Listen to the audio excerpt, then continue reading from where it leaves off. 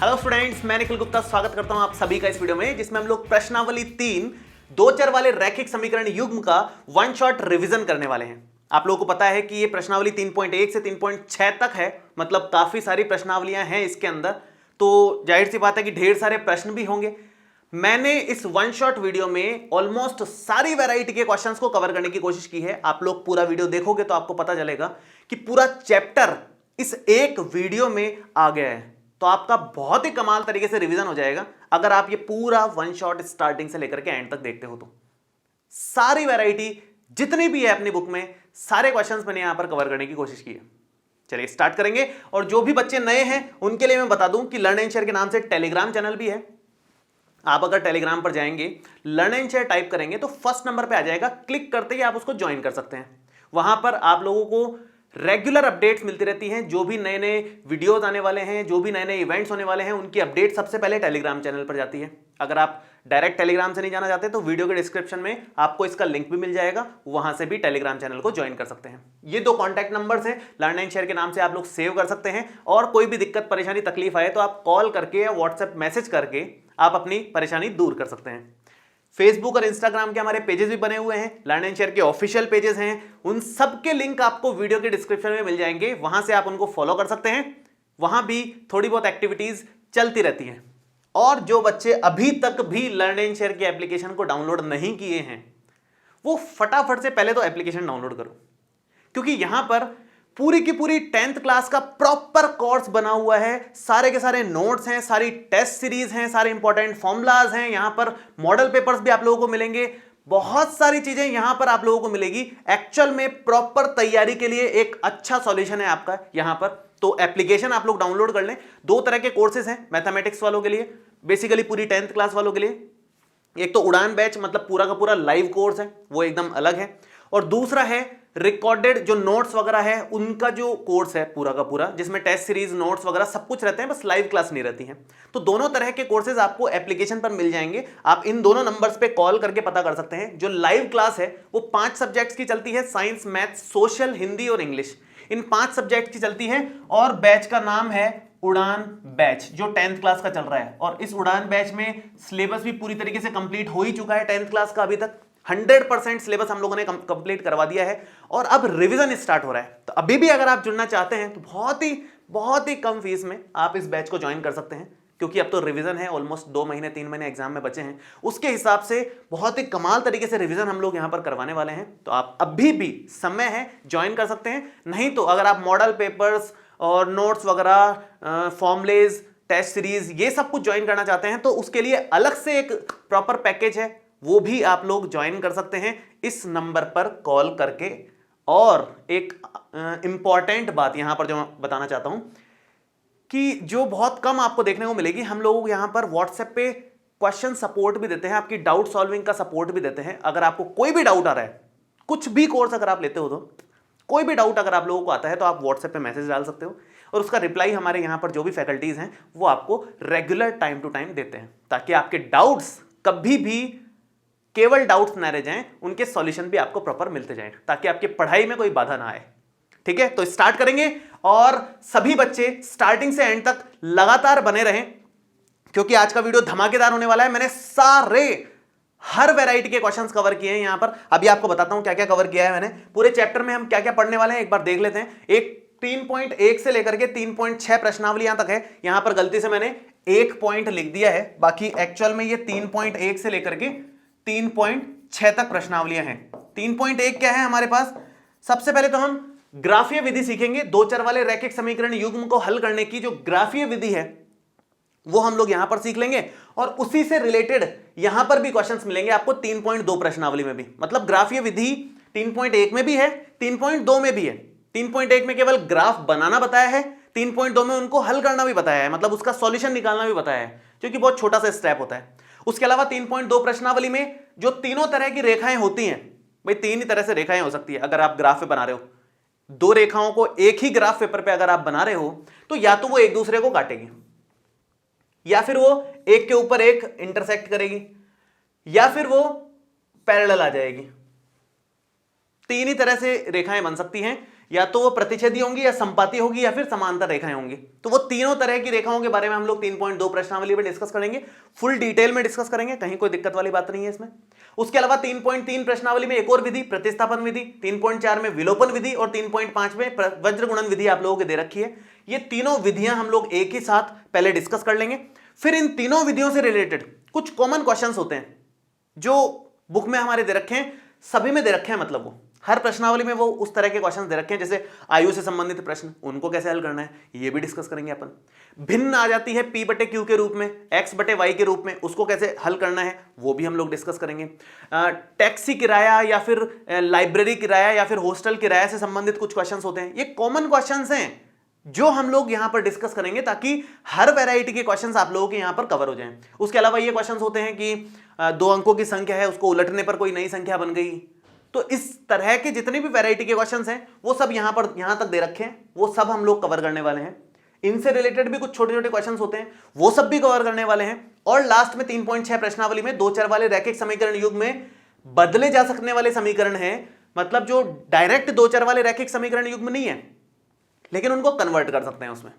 इससे रिलेटेड भी क्वेश्चंस करेंगे। और इसमें भी एक खास तरह का प्रश्न होता है, वो होता है धारा के अनुकूल या धारा के प्रतिकूल नाव चलाने से रिलेटेड कुछ क्वेश्चंस होता है, या तैरने से रिलेटेड प्रश्न होता है। तो धारा के अनुकूल, धारा के प्रतिकूल वाले क्वेश्चंस को कैसे हल करना है इसमें, ये भी हम आज के वीडियो में डिस्कस करेंगे। तो बहुत सारा, मतलब पूरा का पूरा पैकेज है चैप्टर का, अच्छा भला एकदम ऊपर से लिपा पोती वाला काम नहीं है, एकदम अंदर तक गहराई तक पूरे चैप्टर की स्टडी करेंगे अपन। स्टार्ट कर रहा हूं मैं पहले क्वेश्चन के साथ में। पहला क्वेश्चन है हमारा, उदाहरण नंबर 3 ले रहे हैं हम लोग, 3.1 प्रश्नावली का है। ये कह रहा है कि 2 रेल की पटरियां हैं और इन 2 समीकरणों से निरूपित की गई है। एक तो x + 2y - 4 = 0, 2x + 4y - 12 = 0। हमें बोला गया है कि इस स्थिति को ज्यामितीय रूप से व्यक्त कीजिए। इस स्थिति को ज्यामितीय रूप से व्यक्त कर दें। ज्यामितीय रूप का मतलब होता है ग्राफ बनाओ। भाई समीकरण तो दे ही रखी है, बचा के आप तो ग्राफ ही बना सकते हैं, है ना। तो ग्राफ बनाने का क्वेश्चन है। ग्राफ बनाना आप लोगों ने 9th क्लास से सीखा हुआ है, उसके बाद 10th में फिर से आया था। अब हम लोग रिवीजन में भी एक बार इसको वापस से सीख लेते हैं। अगर आप लोगों ने अभी तक भी नहीं सीखा है तो सीख लोगे, सीखा हुआ है तो बढ़िया रिवीजन हो जाएगा। देख लीजिए फटाफट से, मैं स्टार्ट कर रहा हूं। ग्राफ बनाने के लिए भाई हमें पता है ये सरल रेखा का ग्राफ है। सरल रेखा का अगर आप ग्राफ बनाते हैं तो कोई 2 बिंदुओं की आवश्यकता होती है, जिन 2 बिंदुओं को मिला करके आप ग्राफ बना सको। ये 2 बिंदु अगर आपको मिल गए तो इसको मिलाओगे तो एक सरल रेखा बन जाएगी। तो सरल रेखा का ग्राफ बनाना है बेसिकली अपने को यहां पर, ठीक है। तो 2 बिंदुओं की आवश्यकता है। अब 2 बिंदु किसी भी तरह से ले सकते हैं। x का कुछ मान यहां पर रखेंगे और y का मान निकाल लेंगे।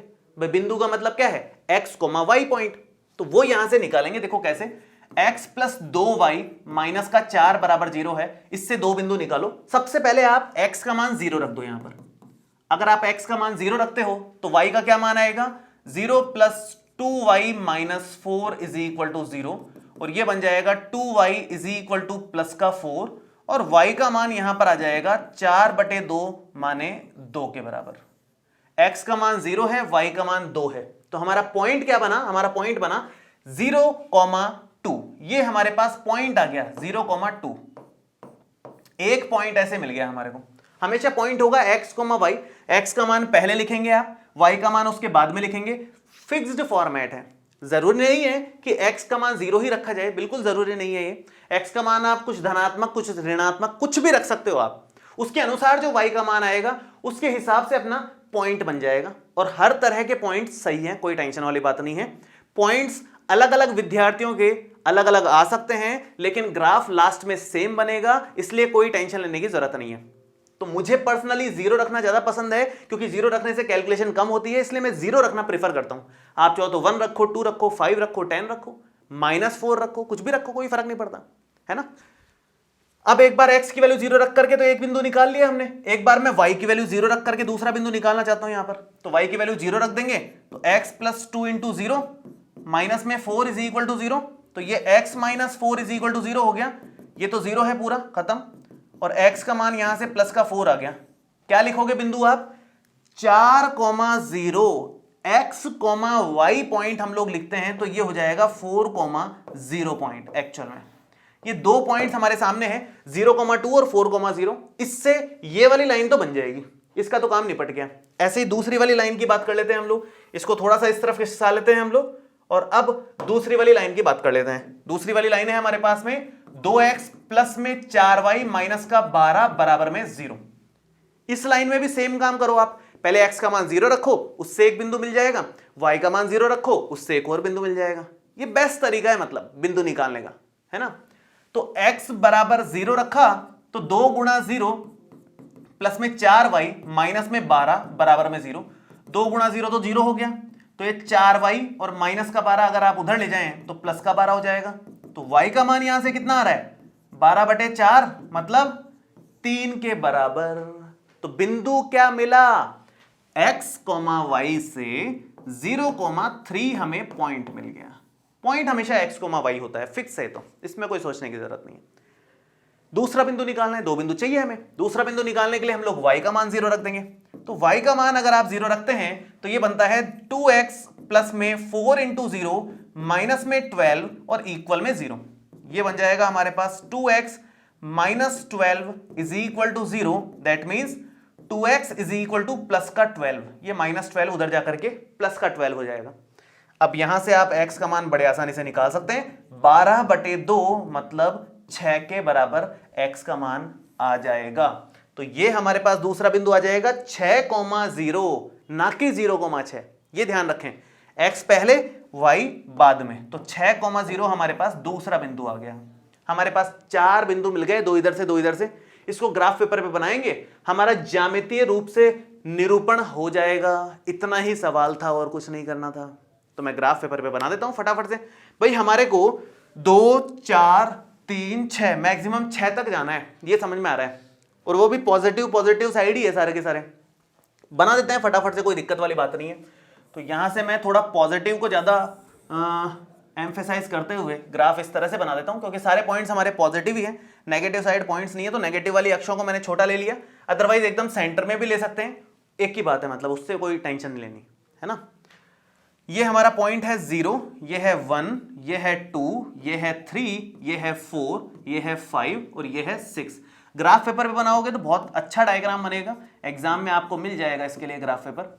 बाकी अगर आप वैसे प्रैक्टिस में बना रहे हो तो 1-1 सेंटीमीटर की दूरी लेकर के इस तरह से प्रैक्टिस कर सकते हो, परफेक्ट डायग्राम बनेगा अगर स्केल का इस्तेमाल करते हुए बनाओगे तो, ठीक है। इधर भी माइनस में जाओ तो -1, -2 ऐसे चलता जाएगा एक्सेस। तो पॉइंट देखो क्या क्या रखना है, 0,2 रखना है, 4,0 रखना है। 0,2 मतलब x अक्ष पे तो 0 है, y अक्ष पे 2 पे जाना है, तो ये पॉइंट हो जाता है हमारा 0,2। 0,2 बिंदु हो गया।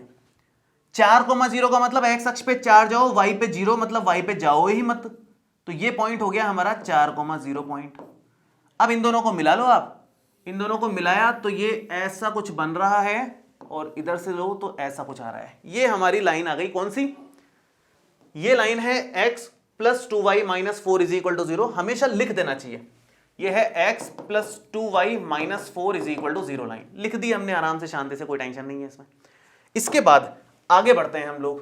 देखो आगे क्या करना है, इसको नीचे लिख देता हूं मैं, ऐसा करता हूं। दूसरे 2 पॉइंट्स कौन कौन से हैं, एक तो है 0,3। 0,3 का मतलब है x अक्ष पे 0 है, y पे 3 है, ये रहा, मतलब ये पॉइंट हो गया। मैं कलर चेंज कर देता हूं ताकि आप लोगों को अच्छे से दिखे, साफ सुथरा डिफरेंस फील कर पाओ आप। ये 0,3 पॉइंट है, इसमें कोई दो राय नहीं है। उसके बाद अगर बात करें तो यहां पर 6,0 है, x अक्ष पे 6 चले, y पे 0, ऊपर नीचे जाना ही नहीं है, तो ये पॉइंट हो गया 6,0 पॉइंट। क्लियर है यहां तक। इसके बाद इन दोनों को मिला लो आप, इन दोनों को अगर आप मिलाते हो तो ये इस तरह की लाइन आएगी। आप थोड़ा सा अगर साफ सुथरे तरीके से बनाओगे, स्केल से बराबर दूरियां लेके हुए बनाओगे, तो आपका डायग्राम एकदम परफेक्ट बनेगा और ये समांतर रेखाएं आएंगी। यहां तो थोड़ा सा इतना नाप तोल करके नहीं बनाया, तो समांतर नहीं दिख रही, थोड़ी बहुत हल्की फुल्की दिख रही है, लेकिन एक्चुअल में रेल की पटरियां कैसी होती है, समांतर ही होती है ना एकदम, कभी मिलती थोड़ी है, समांतर रेखाएं कभी मिलेंगी नहीं। तो ये रेल की पटरियों वाला क्वेश्चन था, तो जाहिर सी बात है समांतर आना ही चाहिए था, नहीं आता तो गड़बड़ होती। समांतर आया, इसका मतलब सब कुछ ठीक ही किया है अपन ने, गड़बड़ नहीं है उसमें कुछ भी।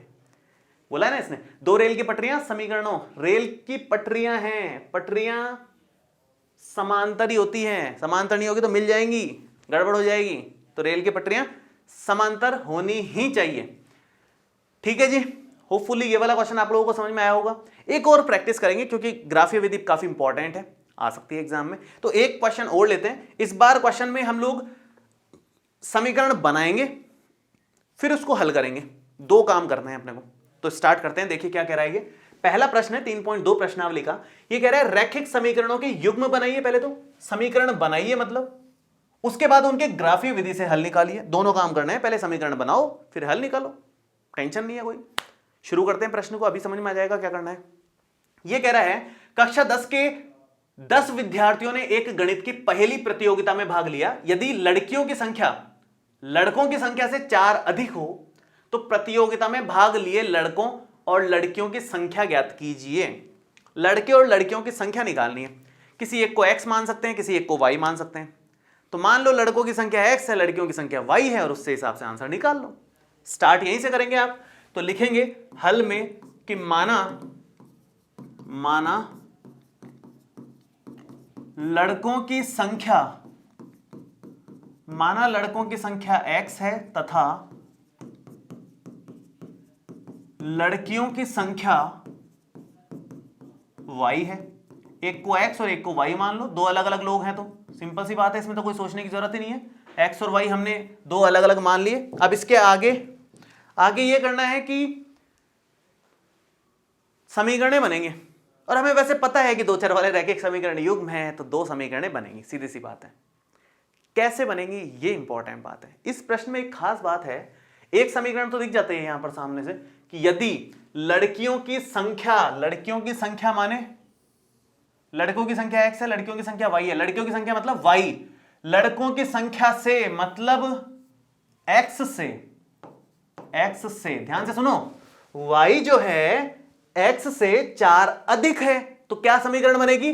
y जो है x से 4 अधिक है। समीकरण नंबर 1 आ गई। सही है। y लड़कियों की संख्या, y जो है लड़कों की संख्या से मतलब x से 4 अधिक, तो y x से 4 अधिक हमने बना दिया। समीकरण नंबर 1 आ गई। यहां पर दूसरी समीकरण बनाने के लिए यहां पर कोई डायरेक्ट तरीका नहीं नजर आ रहा, लेकिन अगर आप थोड़ा सा दिमाग लगाओगे तो फर्स्ट लाइन में दूसरी समीकरण आपको मिल जाएगी आराम से। फर्स्ट लाइन में इसने बोला कक्षा 10 के 10 विद्यार्थियों ने गणित की पहली प्रतियोगिता में भाग लिया है। कितने विद्यार्थियों ने भाग लिया है? 10 विद्यार्थियों ने भाग लिया है। इसका मतलब क्या हो गया? लड़कों की संख्या और लड़कियों की संख्या का जो टोटल है वो 10 के इक्वल है सिंपल में। तो यहां पर आप लिख सकते हो कि x प्लस वाई बराबर में 10 भी दे रखा है हमारे को। समीकरण नंबर 2 आ गई भाई। यहां पर ये हिसाब किताब चल रहा है। तो दो समीकरणें हमें कैसे भी करके क्वेश्चन में से छांट लेनी है। दो समीकरणें आ जाएं, उसके बाद दो दो पॉइंट्स लेकर के आप उनके ग्राफ बना दो। ग्राफीय विधि से हल निकल जाएगा आराम से। ग्राफ जहां पर एक दूसरे को काटे वही उसका हल होता है। सिंपल सी बात है। करेंगे अभी एक बार इसका पॉइंट्स लेकर के स्टार्ट करते हैं आगे का काम।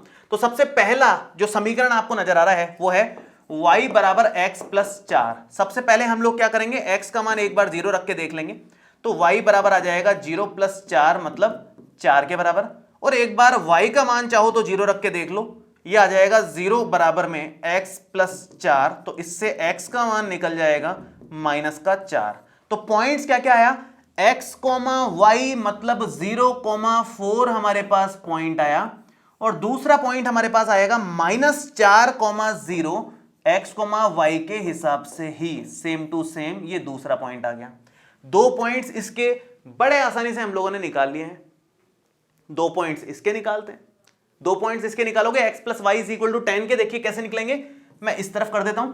यह है x plus Y is equal to 10। एक बार आप x का मान यहां पर 0 रखेंगे। x का मान 0 रखने पर आप लोगों को यहां पर बनेगा 0 प्लस वाई बराबर 10, मतलब y का मान 10 के बराबर आ गया। एक बार आप y की वैल्यू 0 रख के देख लो। y की वैल्यू 0 रखोगे तो x प्लस 0 बराबर में 10, और इससे x का मान भी 10 आ गया। तो x का मान 10 y 0, x का मान 0 y 10, दो पॉइंट्स आ गए। मैं यहां पर लिख देता हूं पॉइंट्स। 0,10 हमेशा आपको पता है x, y लिखा जाएगा। ये तो x पहले y बाद में, सेम ऐसे ही x पहले y बाद में, तो 10,0 हो जाएगा ये। तो ये हो गया 10,0, दूसरा पॉइंट हो गया। दो पॉइंट इधर, दो पॉइंट इधर मिल गए अपने को। दो दो पॉइंट्स मिल गए। ग्राफ बनाइए, एकदम फ्री हो जाइए, काम खत्म। इतना ही बचा है। ज्यादा कुछ बचा नहीं है, मेन मोटा मोटा काम जो था वो अपन ने कर लिया है। अब तो ग्राफ बनाने का काम है, इतना मुश्किल थोड़ी होता है वो। देखो कैसे करेंगे, मैं ग्राफ पेपर बना देता हूं एक बार, आप यहां पर नोटिस करें तो सब कुछ पॉजिटिव पॉजिटिव ही है, नहीं ये नेगेटिव है, तो पूरा ही बनाते हैं फिर अपन ग्राफ, अच्छा खासा एकदम सेंटर में लेकर के इस तरह से बना लेते हैं फिर, ठीक है।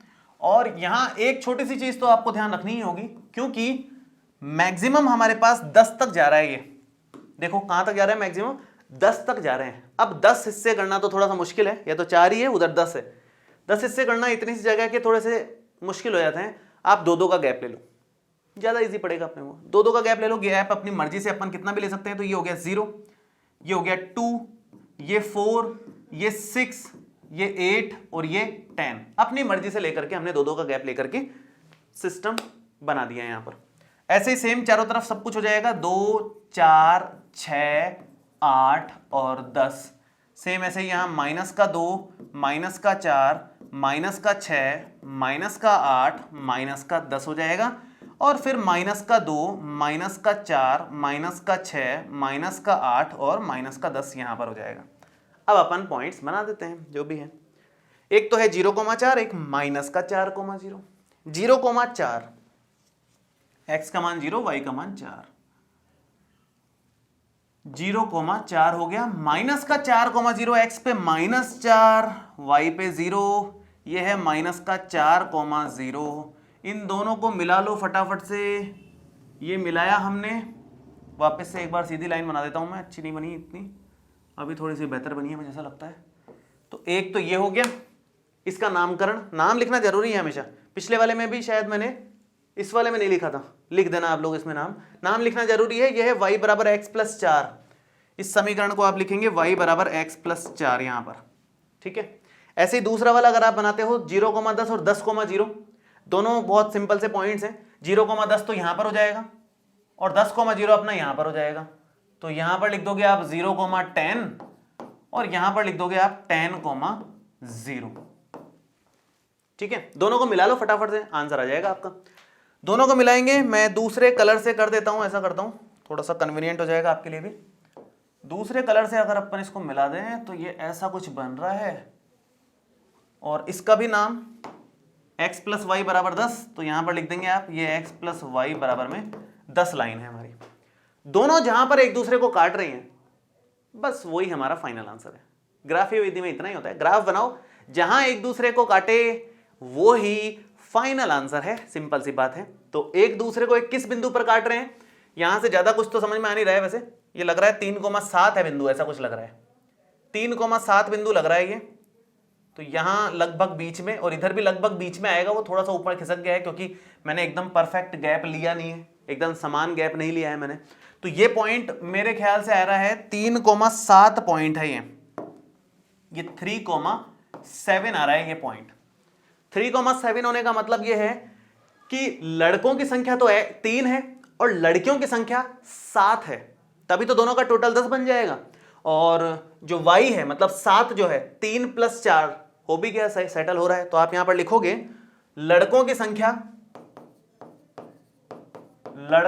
संख्या जो है वो हमारे पास यहां नजर आ रही है 3, और जो लड़कियों की संख्या है, लड़कियों की संख्या आप लोग लिखेंगे 7 के बराबर है। जो एक दूसरे को जहां पर काटेंगे वही हमारा फाइनल आंसर माना जाएगा, ये हिसाब किताब है, ठीक है। सो होपफुली आप लोगों को समझ में आ गया होगा। हम लोग आगे बढ़ सकते हैं, हम अगले वाले क्वेश्चन की तरफ आते हैं। अगला प्रश्न हमारे पास में है, अच्छा अगला प्रश्न तो इससे संबंधित है, प्रतिच्छेद कर रही हुई रेखाएं हैं, समांतर रेखाएं हैं, संपाती रेखाएं हैं, मतलब आपको 2 रेखाएं दे देगा। जैसे फर्स्ट पार्ट है इसका, ये हमने सेकंड क्वेश्चन लिया है 3.2 प्रश्नावली का। फर्स्ट पार्ट इसका ये है कि 5x - 4y + 8 बराबर 0 दे रखा है, और 7x + 6y - 9 बराबर 0 दे रखा है। हमें बोला गया है कि इन दोनों रेखाओं को शक्ल देख करके, ज्यादा तामझाम नहीं करने, इसको हल नहीं करना, ग्राफ व्राफ नहीं बनाना, कुछ नहीं करना, शक्ल देख के बताओ। हल्की फुल्की छोटी मोटी कैलकुलेशन करनी है तो कर लो, जिसमें अनुपातों वाली कैलकुलेशन हो, a1/a2, b1/b2, c1/c2 की कैलकुलेशन करनी हो तो कर लो, और बताओ कि ये दोनों रेखाएं प्रतिच्छेदी रेखाएं हैं, संपाती रेखाएं हैं कि समांतर रेखाएं हैं, शक्ल देख करके, और इन अनुपातों का यूज लेकर के बेसिकली। तो कैसे करें? इसके लिए सिंपल सा एक टेबल बना रखा है आप लोगों के लिए, बहुत ही बढ़िया टेबल है। आपको हर तरह के सवाल के जवाब इस एक टेबल में मिल जाएंगे, ज़्यादा इधर उधर जाने की जरूरत नहीं है, सिंपल में काम हो रहा है आप लोगों का। ठीक है, हर सवाल का जवाब इस एक टेबल में है कि भैया 3 तरह की रेखाएं हैं, 2 तरह की तो हमने बना ही ली ना अभी, ये प्रतिच्छेद करती हुई रेखा है, उससे पहले हमने कौन सी बनाई? समांतर रेखा बन गई। तीसरी तरह की रेखा होती है कि दोनों रेखाएं ऐसी आ जाएं, एक रेखा ये बनाई, दूसरी भी रेखा यही बन रही है, सेम टू सेम ही जगह पर आ गई दूसरी रेखा भी, तो उसको समपाती रेखाएं बोलते हैं। तो 3 तरह की रेखाएं संभव है, या तो आपके पास बनती है प्रतिच्छेदी रेखा, या तो प्रतिच्छेद करती हुई रेखा बनेगी, या फिर समपाती होगी, एक के ऊपर एक आ रही है, एकदम सेम जगह पर दोनों रेखाएं आ रही है, या फिर समांतर रेखा होगी, ये और ये एकदम समान दूरी पर चलती जाएंगे। 3 तरह की रेखाएं संभव है, एक तो प्रतिच्छेदी रेखा, एक समपाती रेखा और एक समांतर रेखा। देखो होता क्या है कि जितने बिंदुओं पर एक दूसरे को काटते हैं या मिलते हैं उतने हल होते हैं। तो प्रतिच्छेदी रेखा में अपन ने देखा भी था अभी पीछे, एक हल आया था, क्योंकि ये एक बिंदु पर एक दूसरे को काटते हैं, एक ही बिंदु पर काटते हैं, इसलिए अद्वितीय हल बोल दो या एक हल बोल दो। अद्वितीय का मतलब यही होता है कि एक हल मिलेगा इसका। ठीक है, तो इस तरह की रेखाओं का एक हल हमें मिलता है। अगर इस तरह की रेखाएं हैं जो एक दूसरे के ऊपर ही हैं, जिनको समपाती रेखाएं बोलते हैं, तो आप सोच के देखो, ये तो एक पॉइंट था जो दोनों रेखाओं पर है काटते हुए, इसमें तो सारे ही बिंदुओं पर काट रही है एक दूसरे को। अनंत बिंदु मिलेंगे कि नहीं इनके ऊपर? कितने बिंदु मिलेंगे? रेखाओं का कोई अंत होता नहीं है, ये उधर चलती जाएगी, ये इधर चलती जाएगी, उसके ऊपर बिंदु चलते जाएंगे, तो सारे ही बिंदुओं पर काट रही है, तो अनंत बिंदुओं पर काट रही है, इसलिए इसके अनंत हल आ जाएंगे समपाती रेखाओं के। जितने बिंदुओं पर काटेंगे उतने हल निकलेंगे, मोटी मोटी बात यह है। तो अनंत बिंदुओं पर काट रहे हैं तो अनंत हल मिलेंगे, सिंपल सी बात है। उसके बाद अगर बात करें समांतर रेखाओं की, एक भी बिंदु पर काटेंगे कि ना, किसी बिंदु पर नहीं काटेंगे, एकदम समानांतर समान अंतर के साथ चलते रहेंगे। अगर समान अंतर के साथ में चल रहे हैं तो समांतर रेखाएं हैं, एक भी बिंदु पर नहीं काट रहे, इसलिए कोई हल नहीं है, इसका हल है ही नहीं। अगर 2 समीकरणों को हल करके या 2 रेखाओं को हल करके आपको कुछ हल मिलता है, भले एक हल मिले भले अनंत हल मिले, हल मिल रहा है ना, तो उसको समपाती बोलते हैं हम लोग, संगत निकाय बोलते हैं, सॉरी, उसको संगत निकाय बोलते हैं। ये जो 2 रेखाओं वाला जो निकाय है, पूरा का पूरा सिस्टम है, पूरा का पूरा, उसको संगत निकाय बोलते हैं। ठीक है, अगर हल मिल रहा है तो भले एक हल मिले भले अनंत हल मिले, अगर हल नहीं मिल रहा तो असंगत निकाय है, वो हल ही नहीं मिल रहा, असंगत है, वो हमारे काम का नहीं है, मतलब हल निकालने के काम का नहीं है। ठीक है, आगे बढ़ते हैं। अब क्वेश्चन ये आता है कि 2 रेखाएं आपको दे देगा, इस तरह की 2 रेखाएं होंगी, जैसे ये 2 रेखाएं दे दी, आपको पूछता है कि भाई बताओ ये प्रतिच्छेद कर रही है, समांतर है कि समपाती है। या फिर प्रश्न इस तरह का आ जाता है कि बताओ कि इन दोनों रेखाओं से बनने वाला जो निकाय है वो संगत है या असंगत है। तो भैया इस टेबल से पता चलेगा ना यार, प्रतिच्छेदी है, संपाती है कि समांतर है, इसके लिए कंडीशन दे रखी है। संगत या असंगत है उसके लिए भी कंडीशन है ही, हमें पता है प्रतिच्छेदी रेखाएं और संपाती रेखाएं संगत निकाय बनाती हैं और बाकी समांतर रेखाएं असंगत निकाय बना रही हैं अपने। तो अब फाइनल बात आती है, मेन बात आती है कंडीशन की। कंडीशन क्या है, क्वेश्चन देख करके कैसे पहचानोगे? तो भाई 2 समीकरणें आपको दे रखी हैं, एक तो है a1x plus b1y plus c1 बराबर 0, यही फॉर्मेट होता है 2 चर वाले रैखिक समीकरण युग्म का, कि एक तो a1x plus b1y plus c1 बराबर 0 हो जाएगा, एक a2x plus b2y plus c2 बराबर 0 हो जाएगा। इसी तरह की समीकरण दिखती है हमारे को। और इस तरह के समीकरण में जो x का गुणांक है a1, इस x का गुणांक a2, इधर y का गुणांक b1, इधर y का गुणांक b2, इधर बिना x और y के c1, इधर बिना x और y के c2, इनका जो अनुपात है a1 अनुपात a2, मतलब a1 बटे a2, b1 बटे b2, c1 बटे c2, उस पर डिपेंड करता है कि कौन सी रेखा कैसी आएगी। ठीक है, तो a1 बटे a2 अगर बराबर नहीं हुआ, a1 बटे a2 अगर बराबर नहीं हुआ b1 बटे b2 के, भाई a1 अपॉन a2 है, b1 अपॉन b2 है, या तो बराबर होगा या नहीं होगा। अगर बराबर नहीं हुआ तो प्रतिच्छेदी रेखा है जिसमें एक हल आएगा और संगत निकाय हो जाएगा वो। लेकिन अगर वो बराबर हो गया तो फिर इन दोनों में से कोई है। अब दोनों में से कौन सा है उसका फैसला करने के लिए फिर तीसरा वाला चाहिए, c1 बटे c2, कि भाई a1 बटे a2 तो बराबर है b1 बटे b2 के, इधर भी है और इधर भी है, क्योंकि बराबर नहीं वाला केस तो इधर आ गया था। अब तीसरा वाला भी इसके बराबर है क्या? अगर है तो वो समपाती रेखाएं हैं, अगर तीसरा वाला बराबर नहीं है तो वो समांतर रेखाएं हैं। सिंपल सी बात है, आपको ये तीनों के तीनों कंडीशंस याद होनी चाहिए अच्छे से। 3.2 प्रश्नावली में भी इस तरह के प्रश्न है, 3.5 प्रश्नावली में भी इस तरह के प्रश्न है, बहुत इंपॉर्टेंट। छोटे छोटे क्वेश्चंस बहुत पूछे जाते हैं एग्जाम में। अगर 1 नंबर का ऑब्जेक्टिव क्वेश्चन आएगा तो पूरी संभावना ये रहती है कि इस टॉपिक में से आएगा। बड़ा भी आ सकता है, 2 नंबर 3 नंबर में भी आता है, थोड़े और अच्छे क्वेश्चन भी बन जाते हैं, लेकिन अगर ऑब्जेक्टिव बनेगा तो बहुत ज्यादा संभावना है कि यहां से बनेगा, बहुत ज्यादा संभावना है। शुरू कर रहे हैं, कैसे क्वेश्चंस होते हैं। सेकंड नंबर क्वेश्चन देखिए क्या कह रहा है ये। अनुपातों A1/A2, B1/B2 और C1/C2 की तुलना कर ज्ञात कीजिए कि निम्न समीकरण युग्म द्वारा निरूपित रेखाएं एक बिंदु पर प्रतिच्छेद करती हैं, समांतर है अथवा समपाती है। हमें कंपेयर करके बताना है इन अनुपातों को। शुरू करते हैं, कैसे करना है, बहुत सिंपल से क्वेश्चन है। एक तो हमारे पास में है ये 5x माइनस में 4y प्लस में 8 बराबर में 0, और दूसरा है हमारे पास में 7x प्लस में 6y माइनस का 9 बराबर में 0। ये दो समीकरण दे रखी हैं, ठीक है। ऊपर वाली पूरी लाइन हमने यहां लिख दी। अब चेक करो, इन समीकरणों को देख करके सबसे पहले तो आप A1 निकालो, A2 निकाल लो, B1 निकालो, B2 निकाल लो, C1 निकालो, C2 निकाल लो। ये सब मान निकाल करके रख लो, उसके बाद हल कर लेंगे, दिक्कत क्या है अपने को। A1 ये रहा 5, x का गुणांक A1 होता है, y का जो गुणांक है वो B1 हो जाएगा, और जो x और y के बिना लिखा हुआ है वो C1 हो जाएगा। सेम ऐसे ही x का गुणांक यहां पर A2 हो जाएगा, y का गुणांक यहां पर B2 हो जाएगा, और बिना x और y के जो भी है वो C2 हो जाएगा। हमेशा ध्यान रखें, अगर कोई पॉजिटिव है तो पॉजिटिव साइन के साथ, अगर कोई नेगेटिव है तो नेगेटिव साइन के साथ उठाएं उसको, है ना। साइन के बिना नहीं उठाएं, साइन के साथ उठाना है अपने को। चलिए अब हम अनुपात निकाल लेते हैं। ये सब अनुपात सबसे पहले आप क्या करेंगे, A1/A2 निकाल लेंगे। कितना दिख रहा है, 5/7, ठीक है। दूसरा काम हमें क्या करना है, हमें B1/B2 निकाल लेना है। हम पहले ये तो चेक करें कि A1/A2 बराबर आ रहा है कि नहीं इसके। अगर नहीं आ रहा तो तीसरा निकालने की जरूरत नहीं, सीधा लिख दोगे प्रतिच्छेद रेखाएं। अगर ये दोनों बराबर आ रहे हैं तो C1/C2 निकाले ना, फालतू क्यों निकालना, है ना। तो वही काम यहां पर कर रहे हैं, B1/B2 निकाल लेते हैं, जो कि माइनस का 4/6 आ रहा है, माइनस का 4/6, जो कि माइनस का 2/3 होता है। साफ साफ नजर आ रहा है कि ये और ये बिल्कुल भी बराबर नहीं है। तो आप यहां पर लिखोगे कि चूंकि A1/A2 बराबर नहीं है B1/B2 के, इसलिए दोनों रेखाएं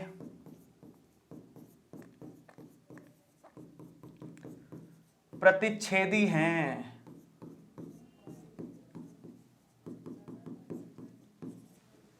प्रतिच्छेदी रेखाएं, सिंपल सी बात है। चलिए, तो मतलब ये है फॉर्मेट क्वेश्चन सॉल्व करने का। ये फर्स्ट पार्ट किया है हमने, इसी का सेकंड पार्ट देख लेते हैं। सेकंड पार्ट कैसे करना है, ये है 9x plus 3y plus 12, 9x plus में 3y प्लस में 12 बराबर में 0। ये है हमारा 18x प्लस में 6y प्लस में 24 बराबर में 0।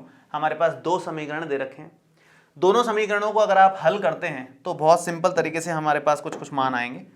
पहले तो आप A1 निकालेंगे, A2 निकाल लेंगे, सेम आप B1 निकाल लेंगे, B2 निकाल लेंगे, सेम आप C1 निकाल लेंगे, C2 निकाल लेंगे। सेम काम करना है सब में, कोई अलग नहीं है, एकदम सेम क्वेश्चन है दूसरा वाला। तो ये कोशिश कर रहा हूं मैं कि कुछ कुछ क्वेश्चंस को दो दो वैरायटी ले लूं, कुछ कुछ की एक एक वैरायटी ले लूं। सारे क्वेश्चंस की वैरायटी जरूर मिल जाएगी आपको यहाँ पर इस वीडियो में। इसलिए मैं कह रहा हूं कि स्टार्टिंग से लेकर एंड तक पूरा वीडियो शांति से देख लो, जरूरत पड़े तो 2 बार देख लो, बहुत कुछ क्लियर हो जाएगा आपका एक वीडियो से ही, ठीक है। चलिए, A1 का मान फटाफट से, x का गुणांक 9 है भाई, y का गुणांक 3 है, सब कुछ पॉजिटिव पॉजिटिव है, यहां तो कुछ नेगेटिव चल ही नहीं रहा जीवन में। x का गुणांक 18, y का गुणांक 6, इधर 24, तो ये सब कुछ हमारे पास मिल गया है। अब हम सबसे पहले तो A1/A2 निकाल लेते हैं। A1/A2 9/18, जिसका मतलब होता है 9 दूनी 18, मतलब 1/2। दूसरा हम लोग निकालेंगे B1/B2, जो कि होता है 3/6, जो कि 1/2 के बराबर होता है। तीसरा हम लोग कह सकते हैं C1/C2, क्यों, क्योंकि दोनों सेम आ गए ना भाई, सेम आ गए, इसका मतलब प्रतिच्छेद रेखा तो है नहीं, तो या तो समपाती है या समांतर है, उसका फैसला तो C1/C2 ही करेगा। अब तो C1/C2 निकाल लो, 12/24 हो रहा है, 12/24 वो भी 12 के पहाड़ से काटोगे 1/2 ही आ रहा है, तीनों ही समान आ गए, तीनों ही सेम आ गए। आप लिखोगे कि चूंकि A1/A2 बराबर है B1/B2 बराबर है C1/C2 के, अतः समपाती रेखाएं हैं, समपाती रेखाएं हैं। देख लो आप चाहो तो, तीनों अगर बराबर आ जाते हैं तो कौन सी होती हैं? समपाती रेखाएं होती हैं। ठीक है, चलिए नेक्स्ट आगे बढ़ते हैं हम लोग फटाफट से। इस तरह के क्वेश्चंस को अब आप लोग कर लेंगे, मुझे यकीन हो गया है। इसी तरह के क्वेश्चंस में एक और कड़ी जोड़ते हैं, प्रतिच्छेद समांतर या समपाती ना पूछ करके हो सकता है वो पूछे ये जो निकाय है वो संगत है या असंगत है। तो थोड़ा सा कॉम्प्लिकेटेड क्वेश्चन बनाने की कोशिश की है कि अगर इस तरह का क्वेश्चन आ जाए, ये उटपटांग सा दिखने वाला क्वेश्चन आ गया, अब क्या करोगे? करना वही है, ज्यादा कुछ टेंशन लेने की जरूरत नहीं है। दो तरीके हैं इस क्वेश्चन को करने के, या तो आप एलसीएम ले लो या विदाउट एलसीएम नॉर्मल कर लो। उसमें भी आप ध्यान से देखो तो जो फॉर्मेट है हमारे पास समीकरणों का, वो फॉर्मेट ये कहता है कि बराबर में 0 होना चाहिए। फॉर्मेट ये कहता है बराबर में 0 होना चाहिए। यहां बराबर में 0 दिख रहा है क्या? बराबर में तो 7 है, बराबर में तो 14 है, वही एक तरफ ले ना, बराबर में 0 तो बनाओ, फॉर्मेट में तो लाओ, ऐसे कैसे काम चलेगा? तो यहां पर आप लिखेंगे 3/2x प्लस में 5/3y और माइनस में 7 बराबर में 0। दूसरा है हमारे पास 9x माइनस में 10y माइनस में 14 बराबर में 0। ठीक है, यहां से अगर मैं बात करूं तो a1 का मान यहां पर आएगा, a1 का मान आ जाएगा 3/2, b1 का मान यहां से y का गुणांक 5/3 और c1 का मान यहां से बिना x और y के मिल रहा है -7। इधर x वाला हिसाब किताब a2 9 है, b2 -10 है और c2 हमारे पास में है -14। ये सब मान हमारे को नजर आ गए। अगर इतना नजर आ गया तो बचा ही क्या है फिर? तो A1/A2 B1/B2 C1/C2 निकालना है। कितना भी कॉम्प्लिकेटेड हो, बटे डिवाइड देना तो आता ही है अपने को, उसमें क्या बात है? डिवाइड तो आता है अपने को, डिवाइड आता है तो फिर कुछ मुश्किल काम नहीं है हमारे लिए, हम इसको साइड करके आराम से डिवाइड दे सकते हैं। तो ये हल हमने स्टार्ट किया है यहां से, और अब यहां पर सबसे पहले हम लोग क्या करेंगे, A1/A2 का मान निकाल लेंगे, जो कि है 3/2 को 9 से भाग लगाओ। ऊपर है 3/2, नीचे है 9, अकेला तो कुछ नहीं है, बटे में तो 1 ले ही सकते हो, जिसका कोई नहीं है उसका 1 है, सबका मालिक 1 है भाई, तो इसका भी मालिक 1 हो गया। डिवाइड में मल्टीप्लाई में सब जगह 1 है ना। इसको घुमा दो तो 1/9 कितना आ जाएगा? 3 तिया 9 हो गया, 1/3 दूना 6 आ गया, ये 1/6 हो गया यहाँ पर। ऐसे नेक्स्ट अगर बात करें B1/B2 की, तो B1/B2 कितना आएगा? B1/B2 5/3 बटे -10, 5/3 बटे में आएगा -10। अब -10 अकेला थोड़ी होगा, नीचे 1 है, क्या बनेगा? 5/3 गुणा में उल्टा करोगे, -1/10 गुणा में चल रहा है, 5 दूनी 10 तो ठीक है, लेकिन -1/6 आ गया, बराबर आ ही नहीं रहा। प्लस माइनस में फर्क तो है ही ना, फर्क तो है, ऐसा तो छोड़ नहीं सकते अपन इसको। तो आप यहां पर लिखेंगे कि चूंकि A1/A2 बराबर ही नहीं है B1/B2 के, इसका मतलब संगत निकाय है, असंगत नहीं है, संगत निकाय है। प्रतिच्छेदी रेखाएं हैं, प्रतिच्छेदी रेखाओं में एक हल आता है, हल आएगा उसको संगत बोल देंगे हम लोग। ये हिसाब किताब यहां पर चल रहा है। ठीक है, तो होपफुली यहां तक आप लोगों को समझ में आ गया होगा कि किस तरह से क्वेश्चंस को हमने सॉल्व किया है। 3.1 और 3.2 प्रश्नावली के क्वेश्चंस पूरी तरीके से कंप्लीट हो गए हैं। इसी वैरायटी के क्वेश्चंस हैं ऑलमोस्ट सारे के सारे, आप देखोगे जितने भी सब इसी तरह के क्वेश्चंस हैं, और बाकी वर्ड प्रॉब्लम्स आगे और आने वाली हैं। अब हम लोग आगे बढ़ते हैं, हम लोग सीखने वाले हैं प्रतिस्थापन विधि। 2 चर वाले रैखिक समीकरण युग्म हमारे सामने है, एक छोटा सा एग्जाम्पल भी लिया है। प्रतिस्थापन विधि की मदद से हम इसको हल करना चाह रहे हैं। प्रतिस्थापन विधि से कैसे हल करेंगे? पहले प्रतिस्थापन विधि सीखेंगे, उसके बाद इसी क्वेश्चन को 2 क्वेश्चन से पहले प्रतिस्थापन विधि सीख लेंगे, फिर 2 क्वेश्चन लेंगे उससे विलोपन विधि, सेम 2 क्वेश्चन से विलोपन विधि से आंसर निकालेंगे, आंसर सेम आएगा, और फिर सेम क्वेश्चन से ही हम लोग वज्र गुणन विधि भी सीखेंगे पहले। फिर उसके बाद बाकी के जो क्वेश्चंस होते हैं, जैसे भिन्न वाले क्वेश्चंस होते हैं, आयु वाले प्रश्न होते हैं, वो सब क्वेश्चंस उसके बाद में करेंगे, जब अपने को तीनों चीजें अच्छे से समझ में आ जाएंगी उसके बाद में। ठीक है, तो हम लोग शुरू कर रहे हैं। हमारे पास क्वेश्चन दे रखा है x + 3y = 7 है, 2x प्लस 3y बराबर 8 है। दो समीकरण हैं, क्वेश्चन देखते ही हमेशा सबसे पहले काम ये करो कि इसको समीकरण नंबर 1 लो, इसको समीकरण नंबर 2 लो, कॉपी में लिख करके शांति से। उसके बाद प्रतिस्थापन में क्या होता है, इन दोनों समीकरणों में से किसी एक समीकरण को चुनो, चाहो तो पहले समीकरण से चाहो तो दूसरे समीकरण से। x या y में से किसी एक का मान निकालो और दूसरी समीकरण में रख दो। जैसे हम लोग चाहें तो यहां से x का मान निकालें और इधर वाली समीकरण में रख दें, चाहें तो यहां से y का मान निकालें और इधर वाली समीकरण में रख दें। ये जरूरी नहीं है पहले समीकरण को ही लो, दूसरे समीकरण से भी मान निकाल सकते हो। दूसरे समीकरण से यहां से x का मान निकाला, उठा करके पहले वाले में रख दिया, यहां से y का मान निकाला, उठा करके इधर वाले रख दिया। कोई एक काम करना है, जो मैंने 4 काम बोले हैं उसमें से कौन से किसका मान उठा करके कहां रखें कि क्वेश्चन इजी हो जाए, एकदम आसान बन जाए, ऐसा कौन सा मान उठाएं, ये एक मुद्दे की बात है। क्योंकि मान तो यहां से x का ले लो, यहां से y का ले लो, या फिर यहां से x का ले लो, यहां से y का ले लो, 4 ऑप्शन हो गए हमारे पास में। लेना कोई एक है, किसको लें? ऐसा मान चुनो, ऐसे समीकरण का ऐसा गुणांक चुनो x या y का जिसमें मिनिमम गुणांक आ रहा हो, मतलब सबसे छोटा गुणांक। यहां पर x का गुणांक क्या है 2, y का गुणांक 3, y का गुणांक 3, x का गुणांक 1 है, कुछ नहीं है तो 1 है। जिसमें मिनिमम गुणांक आपको नजर आ रहा है उसी का मान निकाल लो। यहां x का गुणांक मिनिमम है, मैं इस समीकरण से x का मान निकालना चाहता हूं। आसान पड़ेगा सबसे ज्यादा इससे, बाकी सब इससे लंबे ही होंगे, ये सबसे आसान पड़ेगा।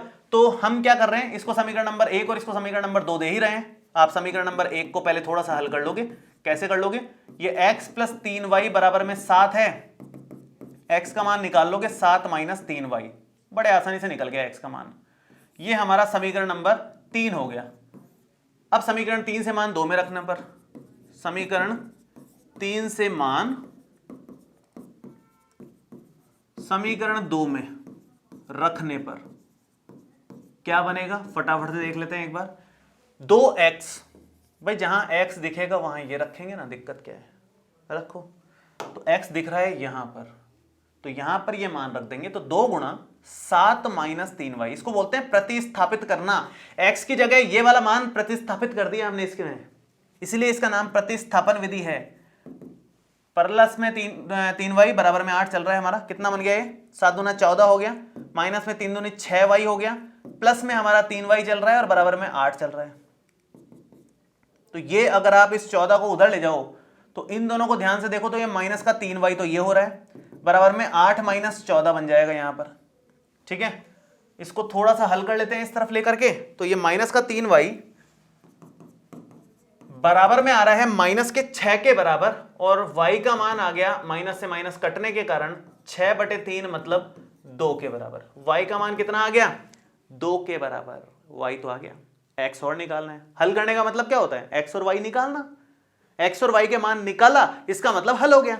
x का मान निकालना है, यहां से हमेशा समीकरण 3 की मदद लो आप। जहां से x का मान उठा करके प्रतिस्थापित किया है ना, वहां से x का मान इजीली निकल जाएगा। अब आप समीकरण नंबर 3 में ये मान रखोगे। समीकरण 3 हमारे पास ये कह रहा है कि x है 7 माइनस 3y के बराबर। रखो y का मान 2 यहां पर, तो 7 माइनस 3 गुणा 2, 7 माइनस 6, आंसर आ गया 1। तो हल क्या आया, x का मान 1 है, y का मान 2 है। प्रतिस्थापन विधि से हमने इसका हल निकाल लिया। ऐसे करना है, प्रतिस्थापन विधि बेहद आसान है, खास तौर पर तब जब किसी का गुणांक 1 दे रखा है। इतना छोटा गुणांक, ज्यादा कैलकुलेशन ही नहीं होती उसमें, सिंपल में काम हो जाता है। लेकिन कभी कभी ऐसा होगा कि गुणांक बड़े भी आएंगे। जैसे एक और एग्जांपल ले लेते हैं इस तरह का। यहां पर गुणांक बड़े आ गए, x का गुणांक यहां पर 3 है, y का 4 है, यहां x का गुणांक 5 है, y का 7 है। अब क्या करें, अभी भी चुनना आपको मिनिमम गुणांक वाला है अगर जल्दी करना है तो। मिनिमम गुणांक वाला कौन सा नजर आ रहा है आपको, मिनिमम गुणांक इसका नजर आ रहा है। तो समीकरण 1 से ही कार्यक्रम की शुरुआत की जाएगी। आप लिखोगे समीकरण नंबर 1 हम लोग ले रहे हैं भाई, कौन सी है, यह है 3x प्लस में 4y और बराबर में 5। ये समीकरण नंबर 1 है। यहां से x का मान निकाल लेंगे, 3x आ जाएगा, ये उधर जाए तो 5 माइनस 4y, और यहां से x का मान आ जाएगा 5 माइनस 4y बटे में 3। ये x का मान आ गया। समीकरण नंबर इसको नाम दो आप 3। ये हमारा x का मान आ गया। अब ये x का मान उठा करके हम समीकरण नंबर 2 में रख देंगे, क्योंकि 1 से तो मान निकाला है तो दूसरे वाले समीकरण में रखते हैं, जिससे मान निकाला है उसके अलग समीकरण में रखते हैं। तो इस वाले समीकरण में x का मान रखेंगे। फर्स्ट में मत रख देना, वापस से कुछ नहीं मिलेगा उससे, ध्यान रखना। बहुत सारे बच्चे ये गलती करते हैं, पहले समीकरण से मान निकाला और पहले में रख दोगे, कुछ नहीं मिलेगा उससे। मिलेगा क्या? तो अलग समीकरण में रखो, समीकरण 2 में मान रखो। समीकरण 2 में मान रखने पर, समीकरण 2 में मान रखो भाई, 2 में रखोगे 5 के साथ x है, 5 गुणा x मतलब 5 माइनस 4y बटे में 3 और साथ में प्लस का 7y है और बराबर में 8 है। एलसीएम एलसीएम लेंगे, सिस्टमेटिक लिखेंगे, 5 25 हो गया, ये माइनस में 5 चौका 20 हो गया y के साथ में, और बटे में 3 हो गया, प्लस में 7y बराबर में 8 आ रहा है, बटे में यहां 1 ले लो आप। यहां से बड़े आराम से मतलब y निकल जाएगा, कोई मुश्किल नहीं आएगी। इसको इधर खिसका के आराम से y निकाल लेते हैं अपन, ठीक है।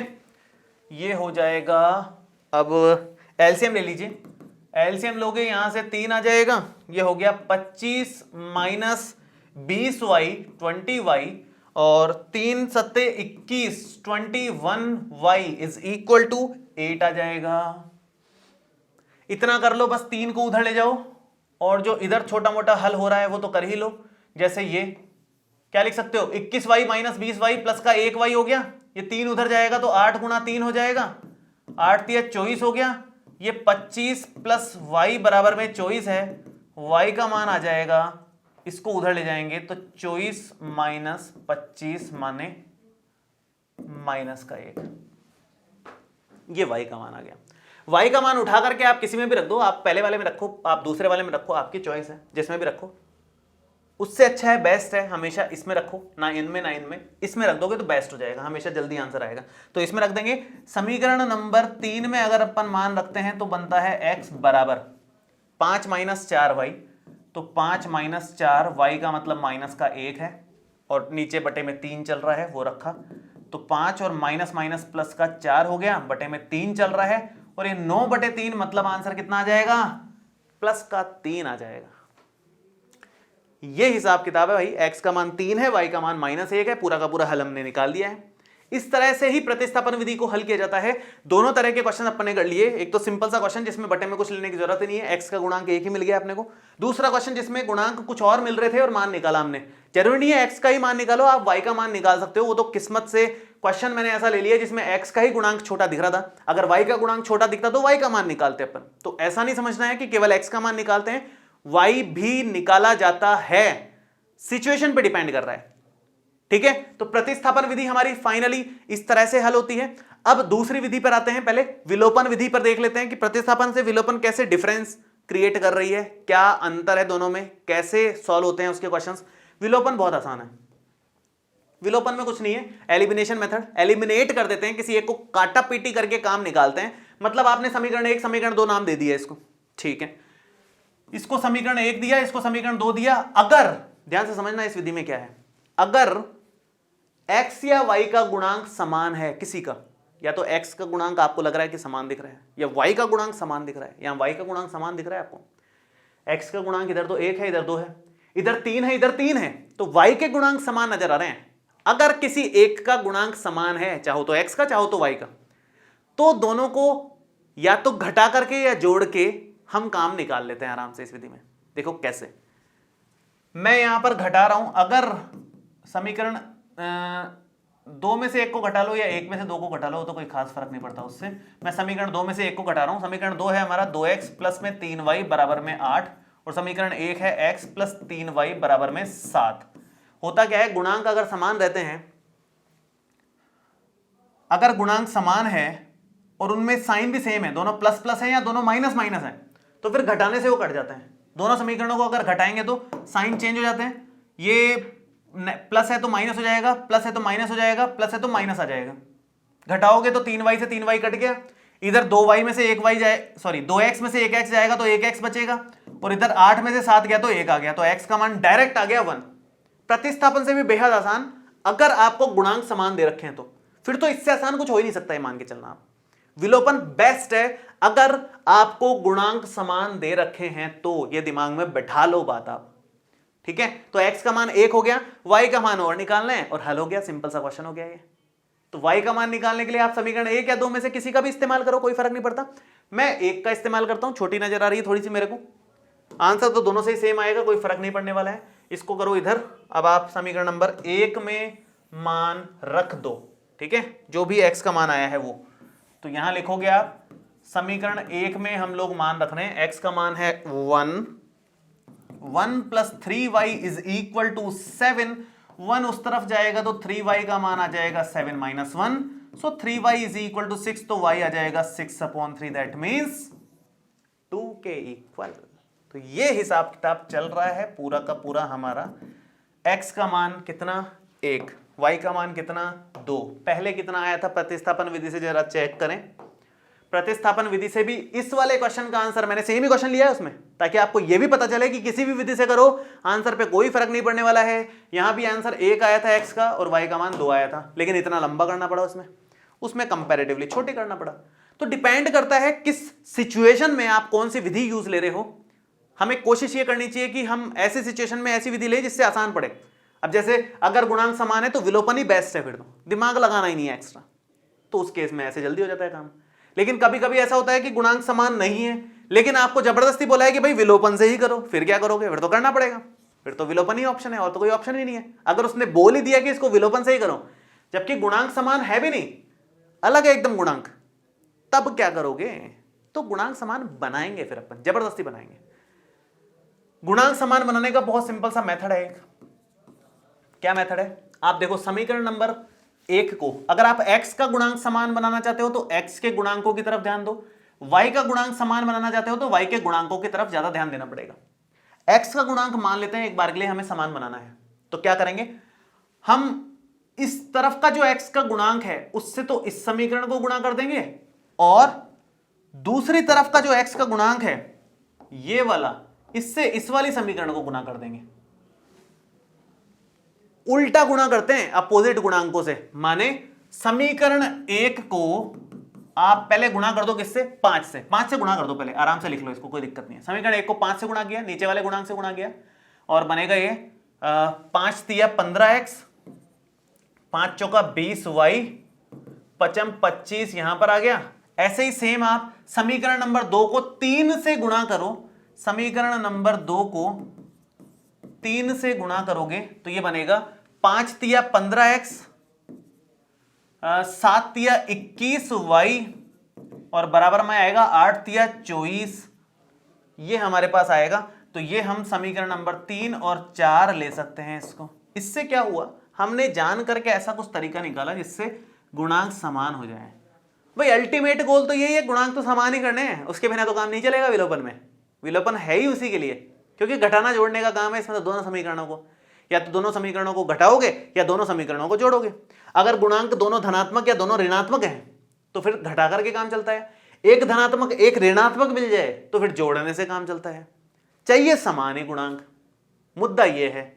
तो समान गुणांक नहीं है तो समान गुणांक बनाया पहले, फिर उनको घटाएंगे आराम से। समीकरण नंबर 3 को और 4 को अब घटा लेंगे, इसको हनिंग करेंगे साइड में।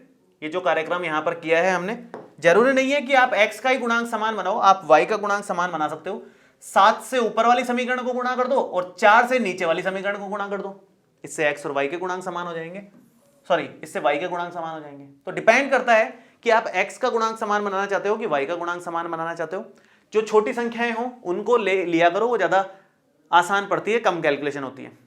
तो फिलहाल तो हमारे पास दोनों समीकरणें हैं जिनमें x का गुणांक समान है, दोनों को घटा दो आप। समीकरण नंबर 3 में से 2 को घटा दो या फिर 4 में से 3 को घटा दो, आपकी मर्जी है। समीकरण 3 माइनस समीकरण नंबर 4 कर देता हूं मैं, चलो आपकी मर्जी है, उससे कोई फर्क नहीं पड़ता। किसी में से भी किसी को घटा दो, आंसर पे रत्ती पर भी फर्क नहीं पड़ेगा। ये 25 हो गया, और यहां से 15x प्लस में 21y बराबर में 24 चल रहा है। जरा घटाएं फटाफट से, क्योंकि सेम साइन है तो घटाने से ही कटेगा। प्लस का 15x माइनस का 15x कटेगा, प्लस का 20y माइनस का 21y माइनस का 1y हो जाएगा, और प्लस का 25 माइनस का 24 प्लस का 1 हो जाएगा। y का मान कितना? माइनस उधर चला जाएगा, माइनस का 1 आ जाएगा। y का मान -1 है। y का मान -1 उठा करके किसी में भी रख दो, इसमें इसमें इसमें इसमें, सबसे आंसर आएगा। मैं पहले वाले में रख देता हूं, सबसे सिंपल सा वही नजर आ रहा है मुझे। तो समीकरण 1 में मैं मान रख रहा हूं 3x 4y, y की जगह -1 और बराबर में 5 चल रहा है। बहुत ही बढ़िया, देखिए फटाफट से क्या बन रहा है। 3x माइनस का 4 बराबर में 5 है, इस -4 को आप उस तरफ ले जाएंगे तो ये बन जाएगा 3x बराबर में 9, क्योंकि प्लस का 4 हो जाएगा और 5 और 4 9 होते हैं। तो यहां से x का मान बड़े आसानी से 9/3 आ रहा है, जो कि प्लस के 3 के बराबर है। तो ये हमारा आंसर हो गया। तो y का मान -1, x का मान 3। जरा देखें पीछे क्या आंसर आ रहा था, y का मान -1, x का मान 3, सेम आंसर आ रहा था। आप किसी भी विधि से करो, किसी भी प्रश्न को, आंसर पे कोई फर्क नहीं पड़ता है। यही बस बताना चाह रहा हूं मैं आप लोगों को। ज्यादातर प्रश्न सभी लोग या तो प्रतिस्थापन से करते हैं या फिर विलोपन से करते हैं, क्योंकि इजी पड़ता है। लेकिन कभी कभी हमारे को एक और मेथड एक्सप्लोर करने की जरूरत पड़ जाती है, वज्र गुणन विधि। हो सकता है आपके क्वेश्चन में लिखा हुआ आ जाए कि नहीं, उसको तो वज्र गुणन से ही करो, है ना। ज्यादातर क्वेश्चन जनरली प्रतिस्थापन या विलोपन से करते हैं सब लोग, कभी कभी वज्र गुणन से भी कर लेते हैं।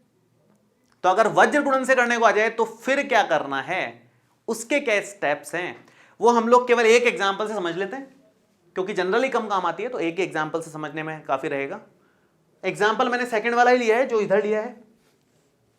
आंसर देखते हैं सेम आता है कि नहीं आता है इसमें भी।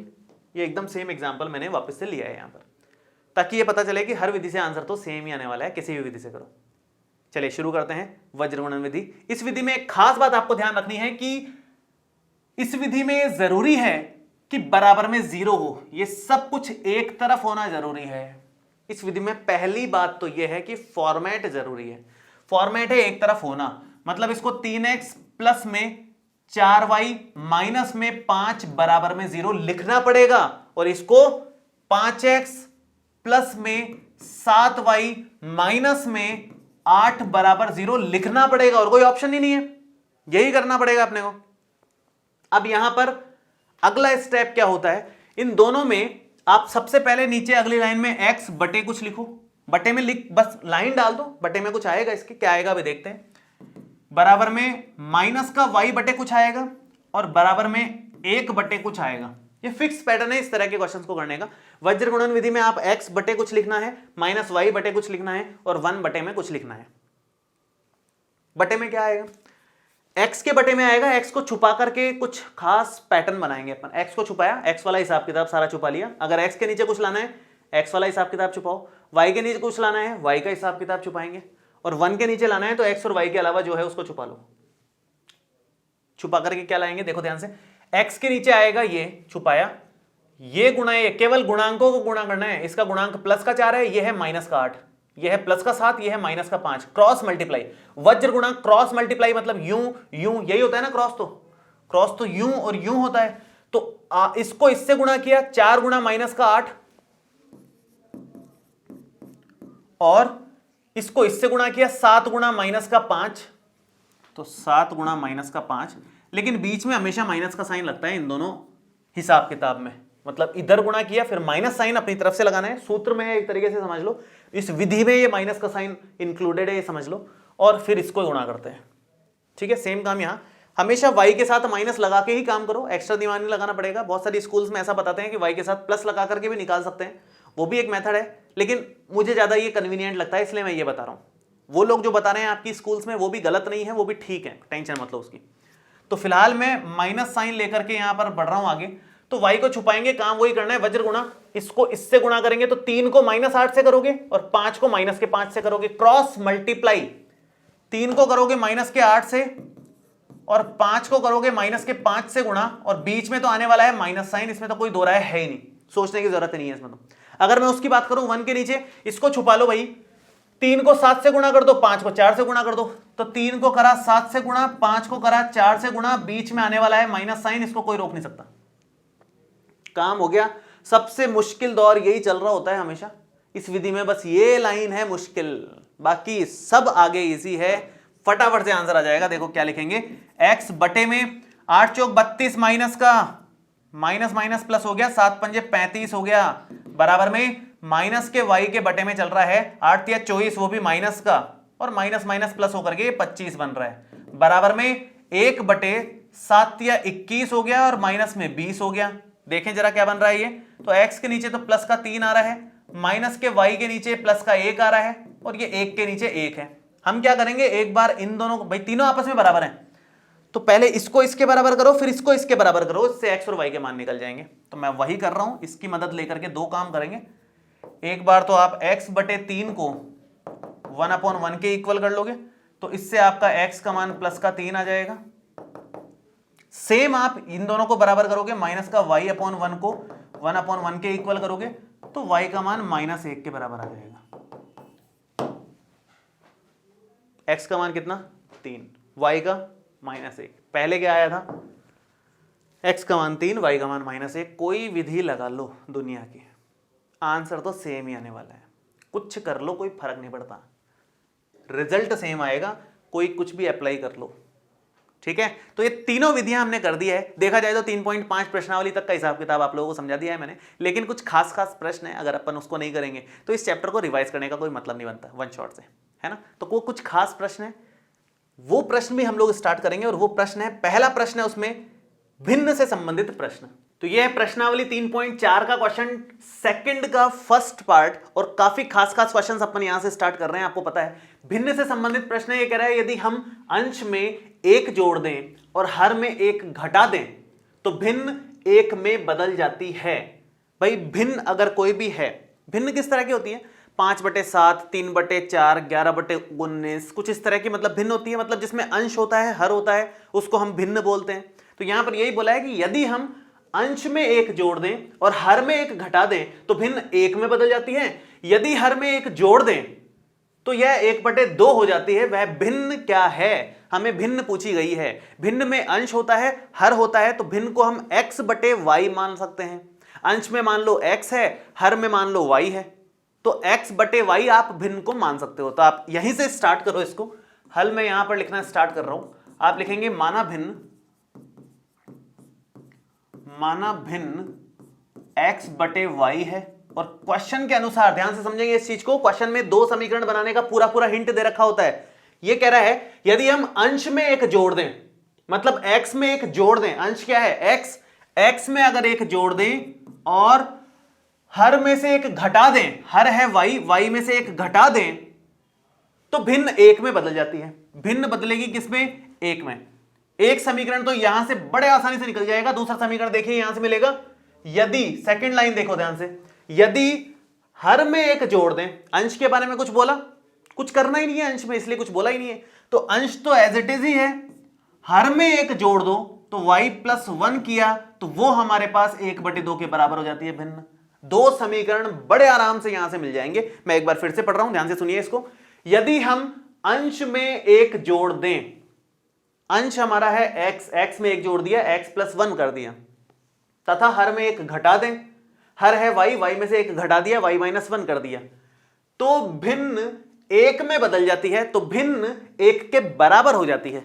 आगे इसने बोला है यदि हर में 1 जोड़ दें, ये रहा हर, उसमें 1 जोड़ दिया, y+1 हो गया, तो ये 1/2 के बराबर हो जाती है। ये हमारे को इतना हिसाब किताब दिया हुआ है क्वेश्चन में। अब इसके हिसाब से 2 समीकरणें बनाने में कोई दिक्कत नहीं आएगी। देखो कैसे करेंगे, आप यहां से क्रॉस मल्टीप्लाई कर लो, इसको उधर ले जाओ, तो ये x+1 = y-1 हो गया। और x का मान अगर आप देखें तो +1 उधर जाकर के -1 हो जाएगा, तो y-1 और x बराबर यहां पर आ जाएगा y-2। समीकरण नंबर 1 तो साफ सुथरे शब्दों में यहां से मिल गई हमारे को। दूसरी समीकरण इससे मिलेगी, कैसे, वापस से वही क्रॉस मल्टीप्लाई का हिसाब किताब। 2 इधर गया तो 2x हो गया यहां पर, इक्वल में y+1 1 से मल्टीप्लाई होगा, y+1 है, ये हमारे पास समीकरण नंबर 2 हो गई। इसको समीकरण नंबर 2 नाम दे दो आप। आपको बस इतना करना है, 2 समीकरण अपने पास में है, हमारे को कुछ बोला नहीं है कि किस विधि का उपयोग करके ये काम करो, तो फिर हम अपनी मर्जी से किसी भी विधि को लगा सकते हैं। यहां पर आप चाहो तो प्रतिस्थापन लगाओ, चाहो तो विलोपन लगाओ, चाहो तो वज्र गुणन लगाओ। इस पर्टिकुलर केस में प्रतिस्थापन बहुत आसान लगेगा। क्यों? क्योंकि यहां पर x का मान निकाला हुआ रखा हुआ है ऑलरेडी। जब x का मान निकाला हुआ ही है तो यहां जमाना है और करना क्या है, तो प्रतिस्थापन बहुत आसान है इसमें। तो आप यहां पर x का मान समीकरण नंबर 1 से उठा करके रख दो यहां, तो यह बन जाएगा 2 × x की जगह रखेंगे y-2 और बराबर में y+1 चल रहा है। हमने ये मान रखा है समीकरण नंबर 1 से, ये समीकरण नंबर 1 से मान रख दिया है हमने। ठीक है। इसके आगे अगर बात करें तो ये हो जाएगा 2y माइनस 2 दूना 4 हो गया और इक्वल में y प्लस 1 हो गया। तो ये बन जाएगा y इस तरफ माइनस का 4 उधर जाकर के प्लस 4 हो जाएगा, तो 2y minus y is equal to 1 plus में 4, that means y is equal to 5 के बराबर आ गया। y का मान 5 के बराबर आ गया, x का मान यहां से मिल जाएगा, यहां से मिल जाएगा, वैसे यहां से रखना ज्यादा ठीक है। तो समीकरण नंबर 1 से आप x का मान भी निकाल लो। समीकरण 1 से x का मान आ जाएगा y माइनस 2, y है 5, तो 5 माइनस 2 मतलब 3 के बराबर। तो भिन्न हमारे पास आ गई। भाई भिन्न में x और y होते हैं, और क्या होता है। भिन्न वाले क्वेश्चन बहुत आसान होते हैं, बहुत ज्यादा। देख सकते हो आप कितना जल्दी अपन ने इस क्वेश्चन को कंप्लीट कर लिया है। तो यहां पर भिन्न क्या बन गई, 3/5, क्योंकि भिन्न हमने मानी थी x/y। तो आप लास्ट में लिख दोगे अतः भिन्न जो हमारी x/y है वो हमारी बराबर है 3/5 के। ये हमारा फाइनल आंसर आ गया इस बार। ठीक है, तो इस तरह से क्वेश्चंस को करना है। भिन्न वाले सारे क्वेश्चंस बेहद इंपॉर्टेंट, बहुत इंपॉर्टेंट भी है, आसान भी है। आप x/y अज्यूम करो और जो क्वेश्चन में 2 कंडीशंस दे रखी हैं उन कंडीशंस के हिसाब से 2 समीकरण बना लो और उसको हल कर लो। सिंपल पैटर्न एकदम। ठीक है, नेक्स्ट वाले क्वेश्चन पे आते हैं, फटाफट से देखेंगे। सेकंड क्वेश्चन है लाइब्रेरी से संबंधित क्वेश्चन। कभी आपके पास लाइब्रेरी से संबंधित क्वेश्चन आ जाए जिसमें पुस्तकें आपने किराए पे ले रखी हैं, या फिर हो सकता है हॉस्टल से संबंधित प्रश्न आ जाए जिसमें अपन हॉस्टल में कुछ दिन खाना खाने का अलग पैसा लग रहा है और रहने का अलग फिक्स पैसा लग रहा है, या फिर टैक्सी से रिलेटेड क्वेश्चन आ जाए कि टैक्सी का 1 किलोमीटर का किराया इतना है और आगे के किलोमीटर्स का किराया इतना है। तो इस तरह के सभी प्रश्न इसी पैटर्न से होते हैं। ये 3 कैटेगरी मैंने बता दी, अपने बुक में दे रखी है। अलग अलग एक्सरसाइज में अलग अलग कैटेगरी क्वेश्चन मिल जाएंगे। इन तीनों कैटेगरी के क्वेश्चंस इसी पैटर्न से होंगे जो मैं इस क्वेश्चन को करूंगा अभी। तो ध्यान से देखिए, बहुत ही बढ़िया क्वेश्चन है ये भी। ये कह रहा है किराए पर पुस्तकें देने वाले किसी पुस्तकालय का प्रथम 3 दिनों का एक नियत किराया है तथा उसके बाद प्रत्येक अतिरिक्त दिन का अलग किराया है। सरिता ने 7 दिनों तक एक पुस्तक रखने के लिए 27 रुपए अदा किए, जबकि सूजी ने एक पुस्तक 5 दिनों तक रखने के लिए 21 रुपए अदा किए। नियत किराया बताना है और प्रत्येक अतिरिक्त दिन का किराया हमें ज्ञात करना है। ध्यान से समझिए, क्या क्या इंफॉर्मेशन आपके पास है उसको एक बार नोट डाउन करने में कोई बुराई नहीं है। हमारे पास है इंफॉर्मेशन कि एक बच्ची है सरिता। सरिता ने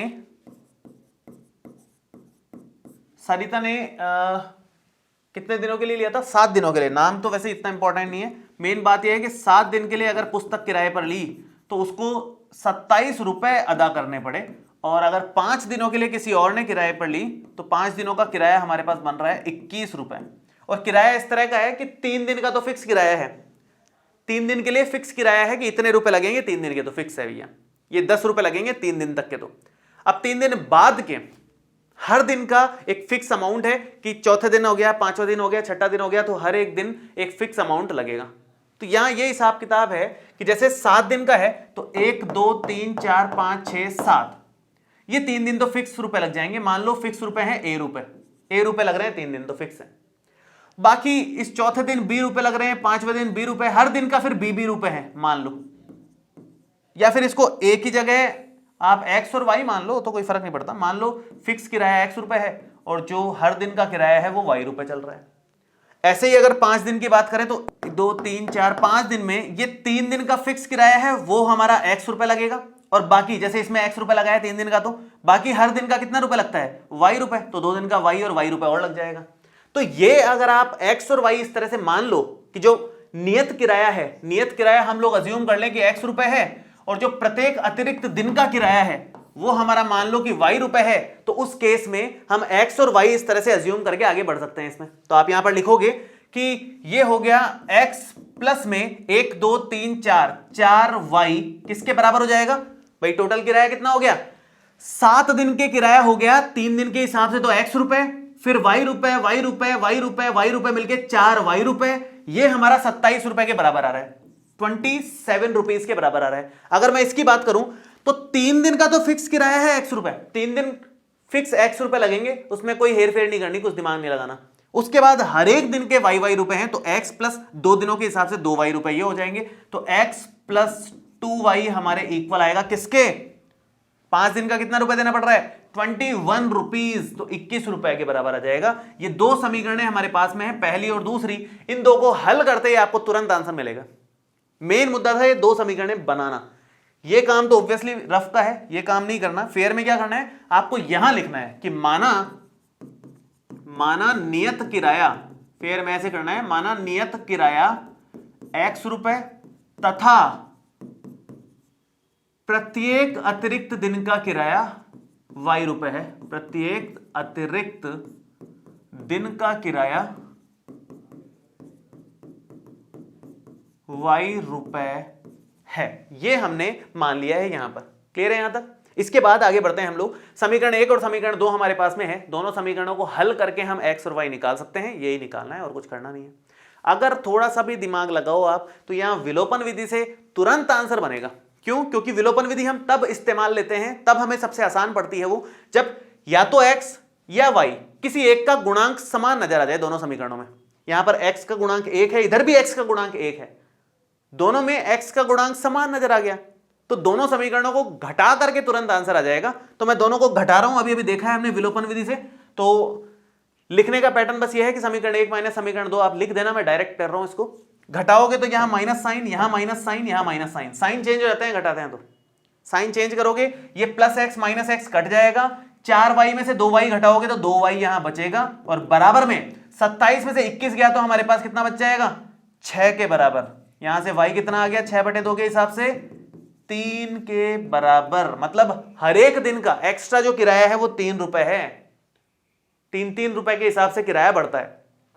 और ये 3 दिन का जो फिक्स किराया है वो कितना है 3 दिनों के हिसाब से, वो निकालने के लिए आपको इस y का मान किसी भी समीकरण में रखना है। समीकरण 1 या समीकरण 2 में, मैं 2 में रख देता हूं, 2 छोटा है थोड़ा सा कंपैरेटिवली, तो मैं समीकरण 2 में रख देता हूं। तो आप समीकरण नंबर 2 से अगर आप ऑब्जर्व करो तो ये आ जाएगा x प्लस में 2 गुणा y का मान कितना 3 और बराबर में 21, तो आ गया x प्लस 6 बराबर में 21, और x का मान हमारे पास आएगा 21 में से 6 को माइनस कर देंगे तो कितना बनता है 15 के बराबर।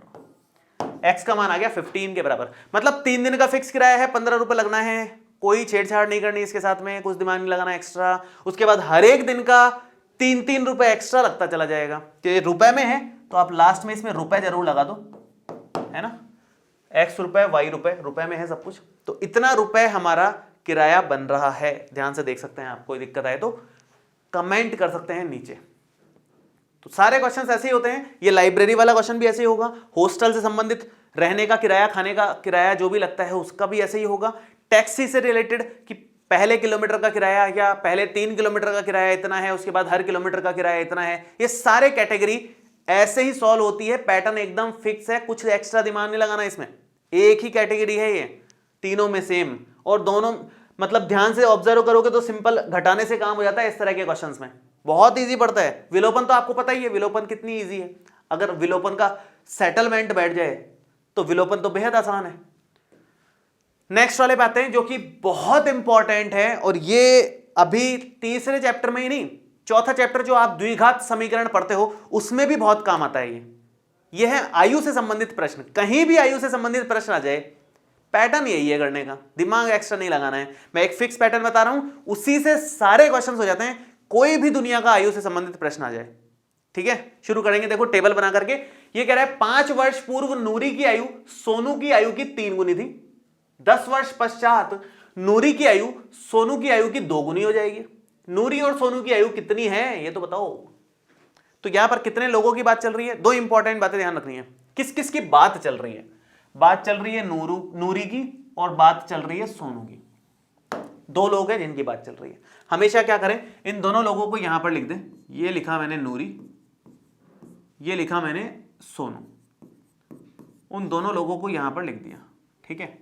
अब इनके लिए कुछ एक टेबल हम लोग बना देंगे। सबसे पहले हम लोग लिखेंगे इनकी वर्तमान आयु।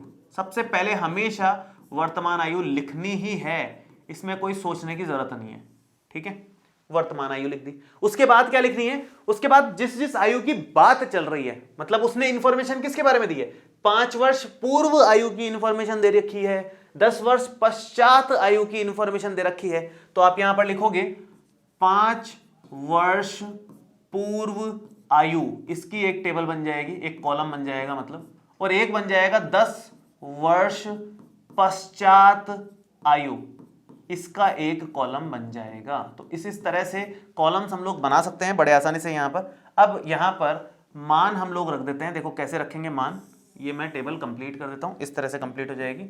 और अब देखिए आगे, नूरी की वर्तमान आयु है x वर्ष, सोनू की वर्तमान आयु है y वर्ष। हमेशा ऐसे अज्यूम कर लेना है वर्तमान को, तो दिमाग में फिक्स कर लो कि वर्तमान को अज्यूम करना है कुछ ना कुछ। अगर आपको वर्तमान आयु मतलब आज की डेट की आयु पता चल जाएगी तो आप 5 साल पहले की भी बता दोगे। मान लो मैं आज 20 साल का हूं तो 5 साल पहले 15 साल का हूं, सिंपल सी बात है ना। 5 घटा दोगे तो 5 साल पहले x माइनस 5 वर्ष का हो जाएगा और ये y माइनस 5 वर्ष, दोनों की आयु मिल गई। 5 साल पहले के लिए -5, 10 साल बाद के लिए प्लस का 10। अगर मैं आज 20 साल का हूं तो 10 साल बाद 30 साल का हो जाऊंगा और 10 साल बाद 40 साल का हो जाऊंगा। प्लस 10 करते जाएंगे, अपने को क्या एक्स्ट्रा दिमाग लगाना है उसमें, हर साल एक एक साल ही तो बढ़ेगी आयु। तो 10 वर्ष पश्चात x प्लस 10 हो जाएगी, y प्लस 10 हो जाएगी, इतने वर्ष आयु हो जाएगी। ये हम हमेशा बना लेंगे, बहुत आसान हो जाता है इससे क्वेश्चन। ठीक है, अब आराम से सवाल को पढ़ो, क्या कह रहा है वो, उसके हिसाब से समीकरण बना लो। इतना करने के बाद में अब देखो ध्यान से कैसे करेंगे।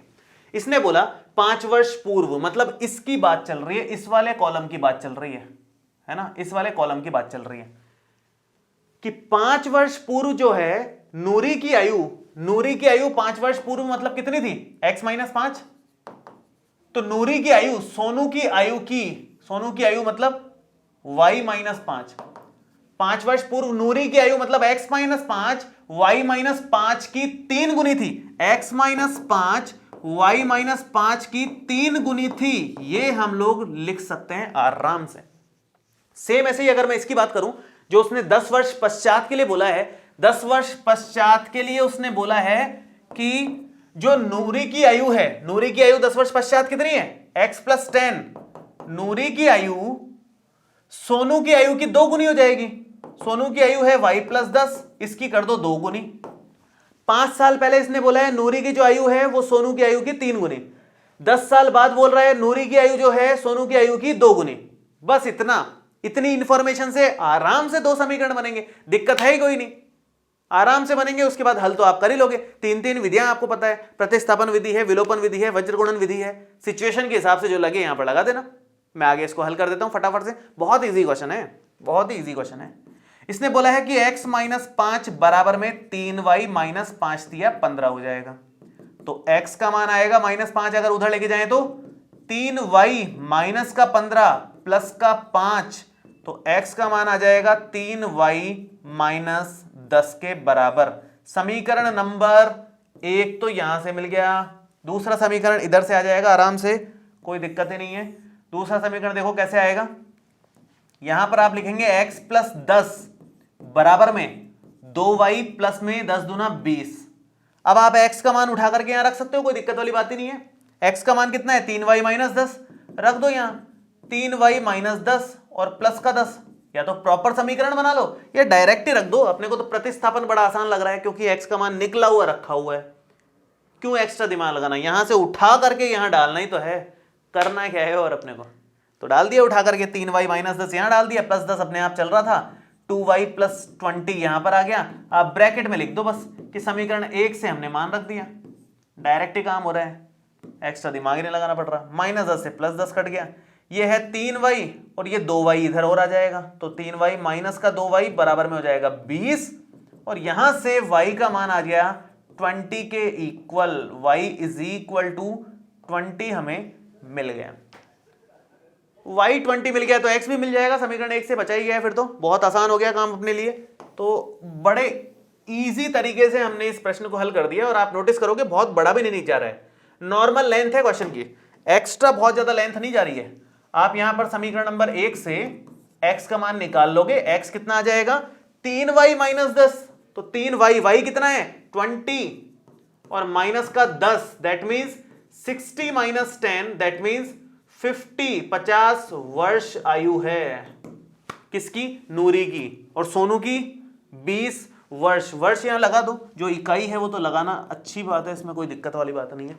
तो y मतलब 20 वर्ष, सोनू की आयु 20 वर्ष है, नूरी की आयु 50 वर्ष है। ये हमारा ओवरऑल क्वेश्चन है। बहुत सिंपल क्वेश्चंस होते हैं जो भी आयु से संबंधित प्रश्न होते हैं, हमेशा ध्यान रखें। मैं एक और आयु से संबंधित प्रश्न आपको बता रहा हूं, मैं केवल उसमें समीकरण निकालने तक बताऊंगा, उसको हल करना नहीं बताऊंगा, क्योंकि आपको समझ में तो आ ही रहा है हल तो कैसे करते हैं। तो मैं एक प्रैक्टिस के लिए और आयु से संबंधित प्रश्न ले रहा हूं, ध्यान से देखिए। ये हमारी 3.1 प्रश्नावली का पहला ही क्वेश्चन है। कह रहा है कि आफताब अपनी पुत्री से कहता है 7 वर्ष पूर्व मैं तुमसे 7 गुनी आयु का था, अब से 3 वर्ष बाद मैं तुमसे केवल 3 गुनी आयु का रह जाऊंगा। इस स्थिति को बीजगणितीय एवं ग्राफीय रूप में व्यक्त कीजिए। हालांकि इस क्वेश्चन में तो बीजगणितीय और ग्राफीय रूप में था, लेकिन हम अभी इसका ग्राफ नहीं बनाना चाह रहे हैं, क्योंकि ग्राफ तो हमने बनाना सीख ही लिया है। तो अपन बीजगणितीय रूप में केवल उसको व्यक्त करेंगे, मतलब केवल समीकरण बना करके छोड़ देंगे, ताकि हमें समझ में आए कि आयु से संबंधित प्रश्नों में समीकरण तक कैसे पहुंचना है। क्योंकि मेन मुद्दा यहां समीकरण तक पहुंचने का है। 2 समीकरण अगर आपको मिल गई ये दोनों, तो आगे तो क्या है, आगे तो हर कोई कर लेगा। मेन तो इन 2 समीकरणों तक पहुंचना है, इसको पढ़ करके टेबल बना करके और यहां से 2 समीकरणों तक पहुंचना मेन मुद्दा है। यहां तक पहुंच गए तो आगे तो हो जाएगा, आगे कोई टेंशन है ही नहीं। तो वही करते हैं, स्टार्ट करेंगे। 2 लोगों की बात चल रही है, एक बात चल रही है आफताब की, एक बात चल रही है उसकी पुत्री की। 2 लोगों की बात चल रही है, ठीक है। सबसे पहला काम हमेशा होता है वर्तमान आयु लिखने का, इसमें भी कोई सोचने की जरूरत है ही नहीं। दूसरा काम हमेशा होगा आपके पास जो जो इंफॉर्मेशन दे रखी है उसके हिसाब से आयु लिखने का। क्या इंफॉर्मेशन दे रखी है? एक तो दे रखी है 7 वर्ष पूर्व आयु, 7 वर्ष पूर्व आयु आप लोग लिखेंगे हमेशा नेक्स्ट। उसके बाद नेक्स्ट इंफॉर्मेशन है 3 वर्ष बाद की आयु की, तो 3 वर्ष बाद कितनी आयु है उसकी इंफॉर्मेशन है। तो फटाफट से इनको नोट डाउन कर लेते हैं, बना लेते हैं। आफताब की वर्तमान आयु x है, पुत्री की आयु y है। 7 साल पहले की आयु x माइनस 7 लिखोगे, y माइनस 7 लिखोगे। 3 साल बाद की आयु x प्लस 3 लिखोगे और y प्लस 3 लिख दोगे। इस टेबल में तो मेरे ख्याल से ऐसा कुछ नहीं है जो आप ना समझ पाओ, ये तो बड़ा आसान सा टेबल है, इजीली आप आराम से समझ सकते हो इसको। अब इसके हिसाब से अपन आराम से वो बना लेते हैं समीकरण। देखो क्वेश्चन को ध्यान से वापस से पढ़ो और फिर उसके हिसाब से समीकरण बनाओ। ये कह रहा है कि 7 साल पहले, कौन? आफताब कह रहा है अपनी बेटी से कि 7 साल पहले मैं तुमसे 7 गुनी आयु का था।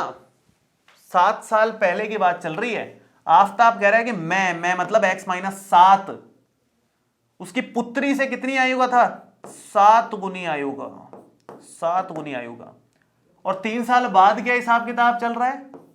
3 साल बाद मैं तुमसे केवल 3 गुनी आयु का रह जाऊंगा, 3 गुनी आयु का रह जाऊंगा। तो मतलब x प्लस 3 जो है वो उसकी पुत्री से केवल 3 गुनी आयु रह जाएगी। क्या हिसाब किताब चल रहा है? अब यहां से आगे बढ़ते हैं हम लोग। तो यहां पर x माइनस 7 बराबर है 7y माइनस 7 49 49। यहां से एक समीकरण बड़े आराम से मिल रहा है, 7y और माइनस का 49 और ये माइनस 7 उधर जाके प्लस का 7 हो जाएगा, तो x बराबर 7y माइनस 42 आ जाएगा।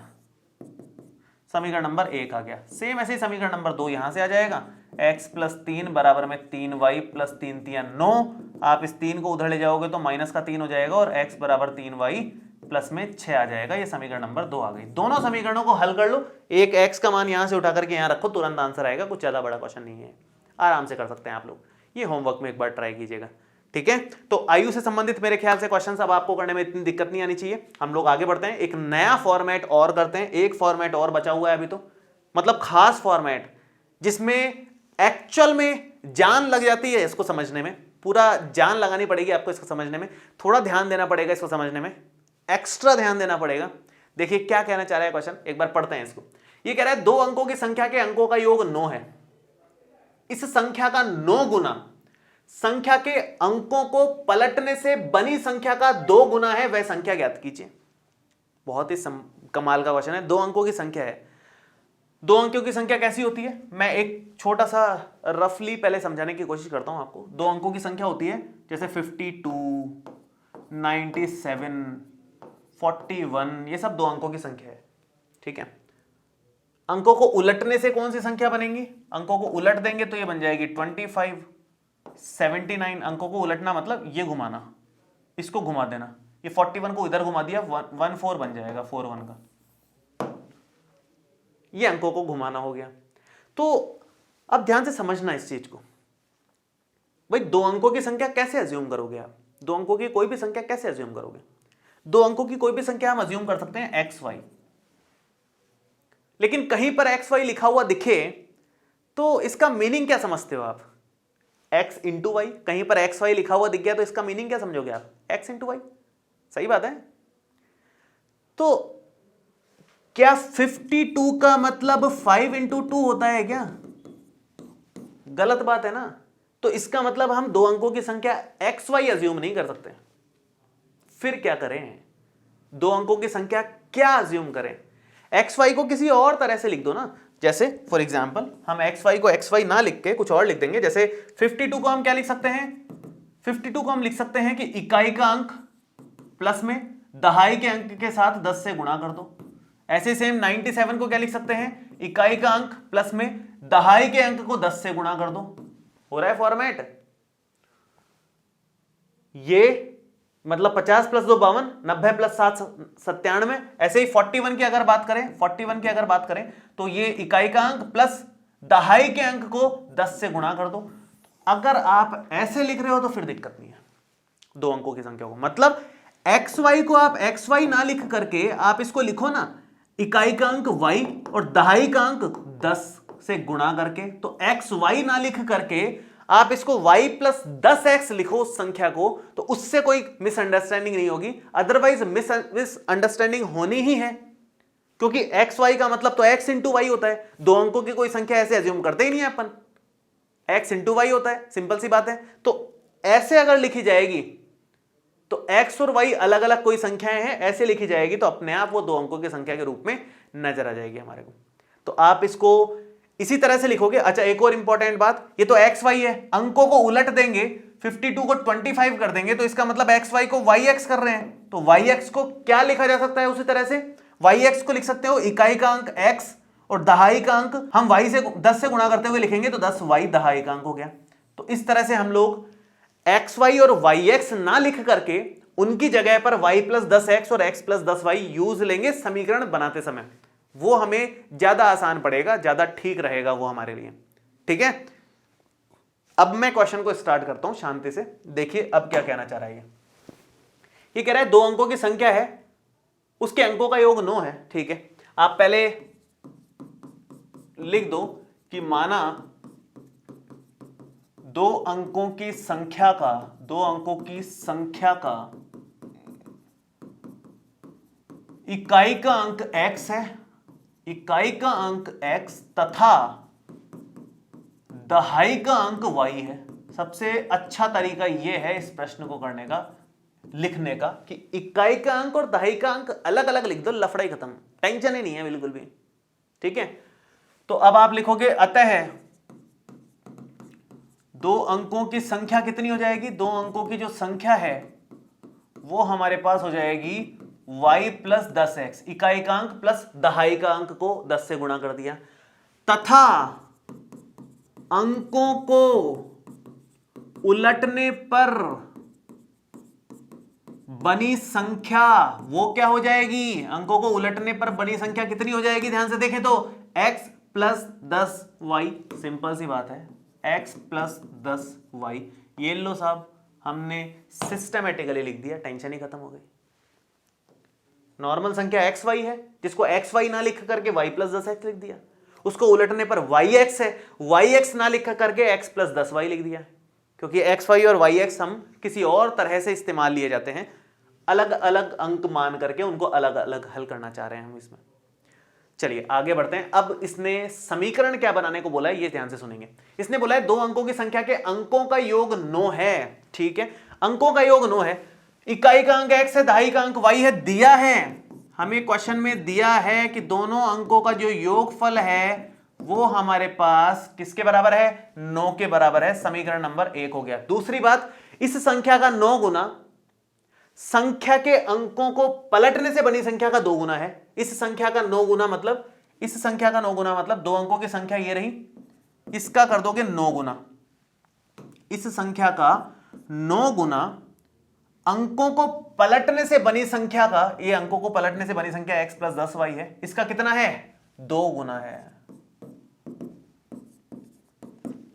वापिस से सुनो, इस संख्या का 9 गुना, इस संख्या का मतलब ये जो y प्लस 10x है इसका कितना 9 गुना, किसके बराबर है?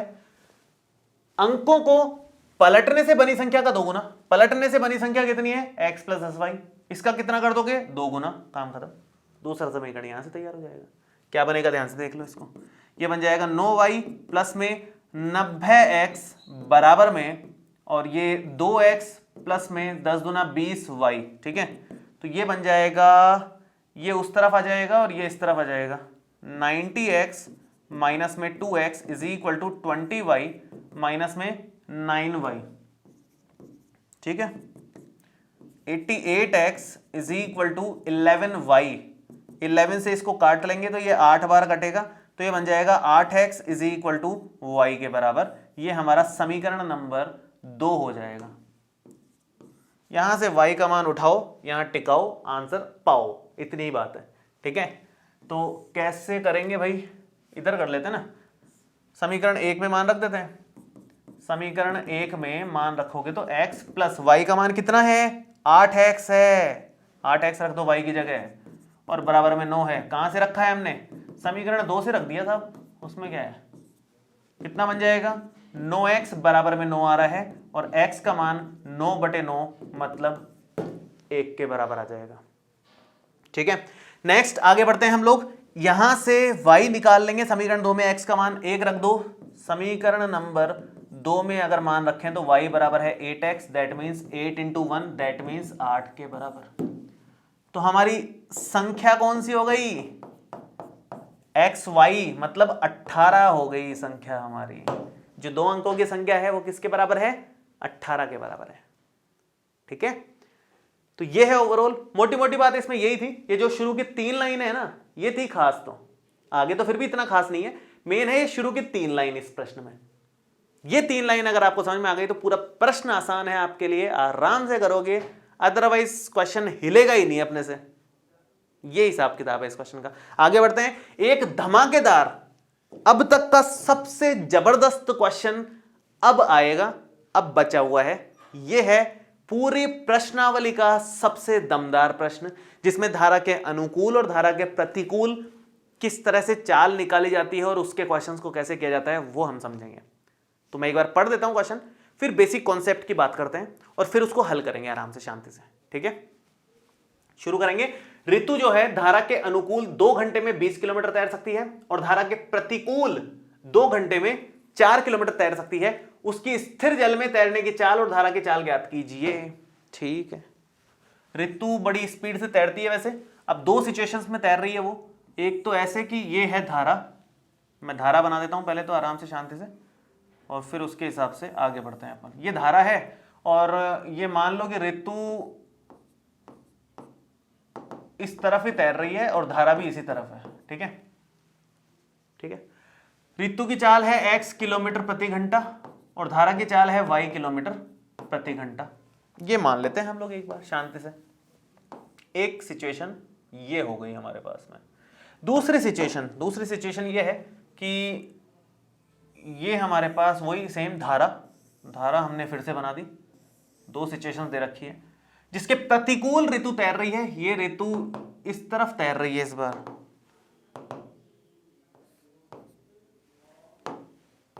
बड़ा गंदा सा डायग्राम है हालांकि, लेकिन एडजस्ट कर लो थोड़ा बहुत तुम लोग। ऋतु इस बार इस तरफ तैर रही है भाई, वो भी सेम x किलोमीटर प्रति घंटा के हिसाब से, और धारा तो उधर ही जा रही है अपनी y किलोमीटर प्रति घंटा। नदी की धार उस तरफ है। 2 अलग अलग सिचुएशंस लिखना जरूरी है। कौन कौन से सिचुएशंस हैं? एक तो धारा के अनुकूल, धारा के प्रतिकूल, इसको आप बोलेंगे धारा के अनुकूल, धारा के अनुकूल, और दूसरा आप बोलोगे इसको धारा के प्रतिकूल, धारा के प्रतिकूल। ठीक है, ये 2 अलग अलग सिचुएशंस हैं, धारा के अनुकूल वाली और धारा के प्रतिकूल वाली। चलो ठीक है, आगे बढ़ते हैं अब हम। तो यहां से अब आप इसको लिखोगे, देखो ध्यान से सुने क्या सिचुएशन हो रही है कि ऋतु तैर रही है। ठीक है, मैं साइकिल का एग्जांपल देता हूं क्योंकि साइकिल का मोस्ट प्रैक्टिकल एग्जांपल है, सब लोग साइकिल चलाते ही हैं। सब बच्चे साइकिल तो चलाते ही हैं शुरुआत में, डायरेक्ट कार तक नहीं पहुंचते हैं या बाइक तक नहीं पहुंचते हैं, स्कूटी तक नहीं पहुंचते हैं, जनरली साइकिल सब चलाते हैं। तो साइकिल जब आप चलाते हो तो अगर हवा अपोजिट डायरेक्शन से बहुत तेज आ रही है, अगर हवा बहुत तेज आ रही है दूसरी तरफ से, तो हमें साइकिल चलाने में बहुत ज्यादा जोर लगाना पड़ता है, फिर भी हमारी स्पीड बहुत कम होती है, आपने नोटिस किया होगा। और अगर सामने से हवा आ रही है और अपन भी इधर ही जाएं, अगर इधर ना जा करके हम भी इस तरफ ही जाएं, मतलब जिस तरफ हवा चल रही है, हवा जिस तरफ चल रही है हम भी उसी तरफ जाएं, तो धक्का लगता है एक, हम जिस स्पीड से जा रहे हैं अपने आप उससे ज्यादा स्पीड से साइकिल चलती है। सेम काम यहां पर हो रहा है। यहां पर क्या है सिचुएशन कि वो ऋतु तैर रही है इस तरफ और पीछे से और धक्का लग रहा है नदी का ही, नदी का बहाव भी उसी तरफ है, तो तैरने में बहुत कम जान लगानी पड़ रही है, बहुत फास्ट स्पीड से तैरा जा सकता है। ऐसा क्या हो रहा है उस केस में, ओवरऑल जो चाल बन जा रही है, ओवरऑल जो चाल बन रही है गति की, ये जो चाल हो रही है वो चाल कितनी बन रही है, चाल कितनी हो जा रही है, x प्लस वाई किलोमीटर प्रति घंटा हो रही है। केवल x किलोमीटर प्रति घंटा से नहीं चल रही है वो ऋतु, y का धक्का भी लग रहा है उसको, तो ओवरऑल चाल जो हो गई, ओवरऑल चाल की बात कर रहा हूं मैं, वो x प्लस वाई किलोमीटर प्रति घंटा हो जाएगी। अगर मैं इस सिचुएशन की बात करूं तो यहां पर ओवरऑल चाल कितनी होगी, ध्यान से समझना इस बात को। नदी का बहाव तो उस तरफ है, नदी बह रही है धमाधम उस तरफ बह रही है, हम जाना चाह रहे हैं उस तरफ, तो हमें जोर लगाना पड़ेगा बहुत ज्यादा, पूरी जान लगाएंगे लेकिन फिर भी स्पीड नहीं आएगी। क्यों? क्योंकि नदी का बहाव अपोजिट है, माइनस में कर रहा है हमारी स्पीड को, कम कर दे रहा है नदी का बहाव हमारी स्पीड को। तो ओवरऑल जो चाल आएगी, ओवरऑल जो स्पीड बनेगी यहां पर, वो हमारी स्पीड में से नदी की स्पीड माइनस होकर के बनेगी, क्योंकि नदी की स्पीड अपोजिट डायरेक्शन में, तो हमारी स्पीड को घटा दे रही है, वो कम कर दे रही है। तो चाल यहां पर ये मानी जाएगी जब धारा के प्रतिकूल बात चल रही है तो, और जब भी धारा के अनुकूल बात चल रही है तो चाल ये मानी जाएगी। हमेशा दिमाग में बैठा लो ये दिमाग में, ठीक है। तो चाल आ गया हमारे पास, अब बस इसके हिसाब से आगे का काम कर देंगे हम लोग, जो भी सारी कैलकुलेशन है वो इसी से चलेगी। समय दूरी चाल का जो प्रश्न है वो सारा तो इसी से चलता है। तो अब मेन काम हमने कर लिया है, आगे वाले पेज पे हम आगे का काम कर सकते हैं बड़े आसानी से। तो देखिए कैसे करेंगे, ध्यान से समझेंगे सभी बच्चे। मैं आगे बढ़ रहा हूं, हल अब प्रॉपर हल तो वहीं से शुरू हो गया, वैसे वो भी डायग्राम बना सकते हो आप एग्जाम में। ये कह रहे हैं ऋतु जो है धारा के अनुकूल 2 घंटे में 20 किलोमीटर, धारा के अनुकूल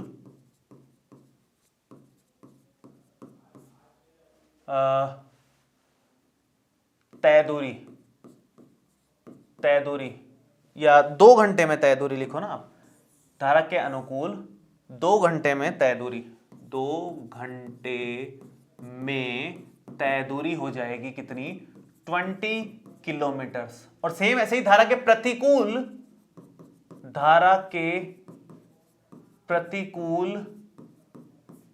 2 घंटे में तय दूरी कितनी, धारा के प्रतिकूल जाहिर सी बात है कम दूरी तय कर पाएंगे हम लोग, 4 किलोमीटर की दूरी तय कर पा रहे हैं केवल धारा के प्रतिकूल, ठीक है। अब देखते हैं धारा के अनुकूल 2 घंटे में तय की गई दूरी, दूरी होती है समय, दूरी होता है चाल गुणा समय। तो यहां पर आप दूरी का सूत्र लगा दोगे, चाल गुणा समय, ये दूरी का सूत्र है सिंपल सा। आप कोई भी एक सूत्र याद रख लो, कोई भी एक सूत्र का मतलब मेरा ये है कि जैसे मेरे को जनरली ये याद रहता है, समय बराबर दूरी बटा चाल, मुझे ये रटा हुआ है ना, तो मैं इससे बाकी के निकाल सकता हूं। जैसे मुझे दूरी निकालनी है तो चाल को इधर ले आऊंगा, तो चाल गुणा समय हो जाएगा। तो कुछ भी एक सूत्र आप याद रख लोगे, तीनों को एक दूसरे से हम इधर उधर एडजस्ट कर सकते हैं हम उस केस में। तो यहां फिलहाल दूरी की बात चल रही है, तो दूरी को हमने लिखा चाल गुणा समय, वो 20 किलोमीटर के बराबर है। सेम यहां पर चाल गुणा समय जो है वो किसके बराबर है, 4 किलोमीटर के बराबर चल रहा है।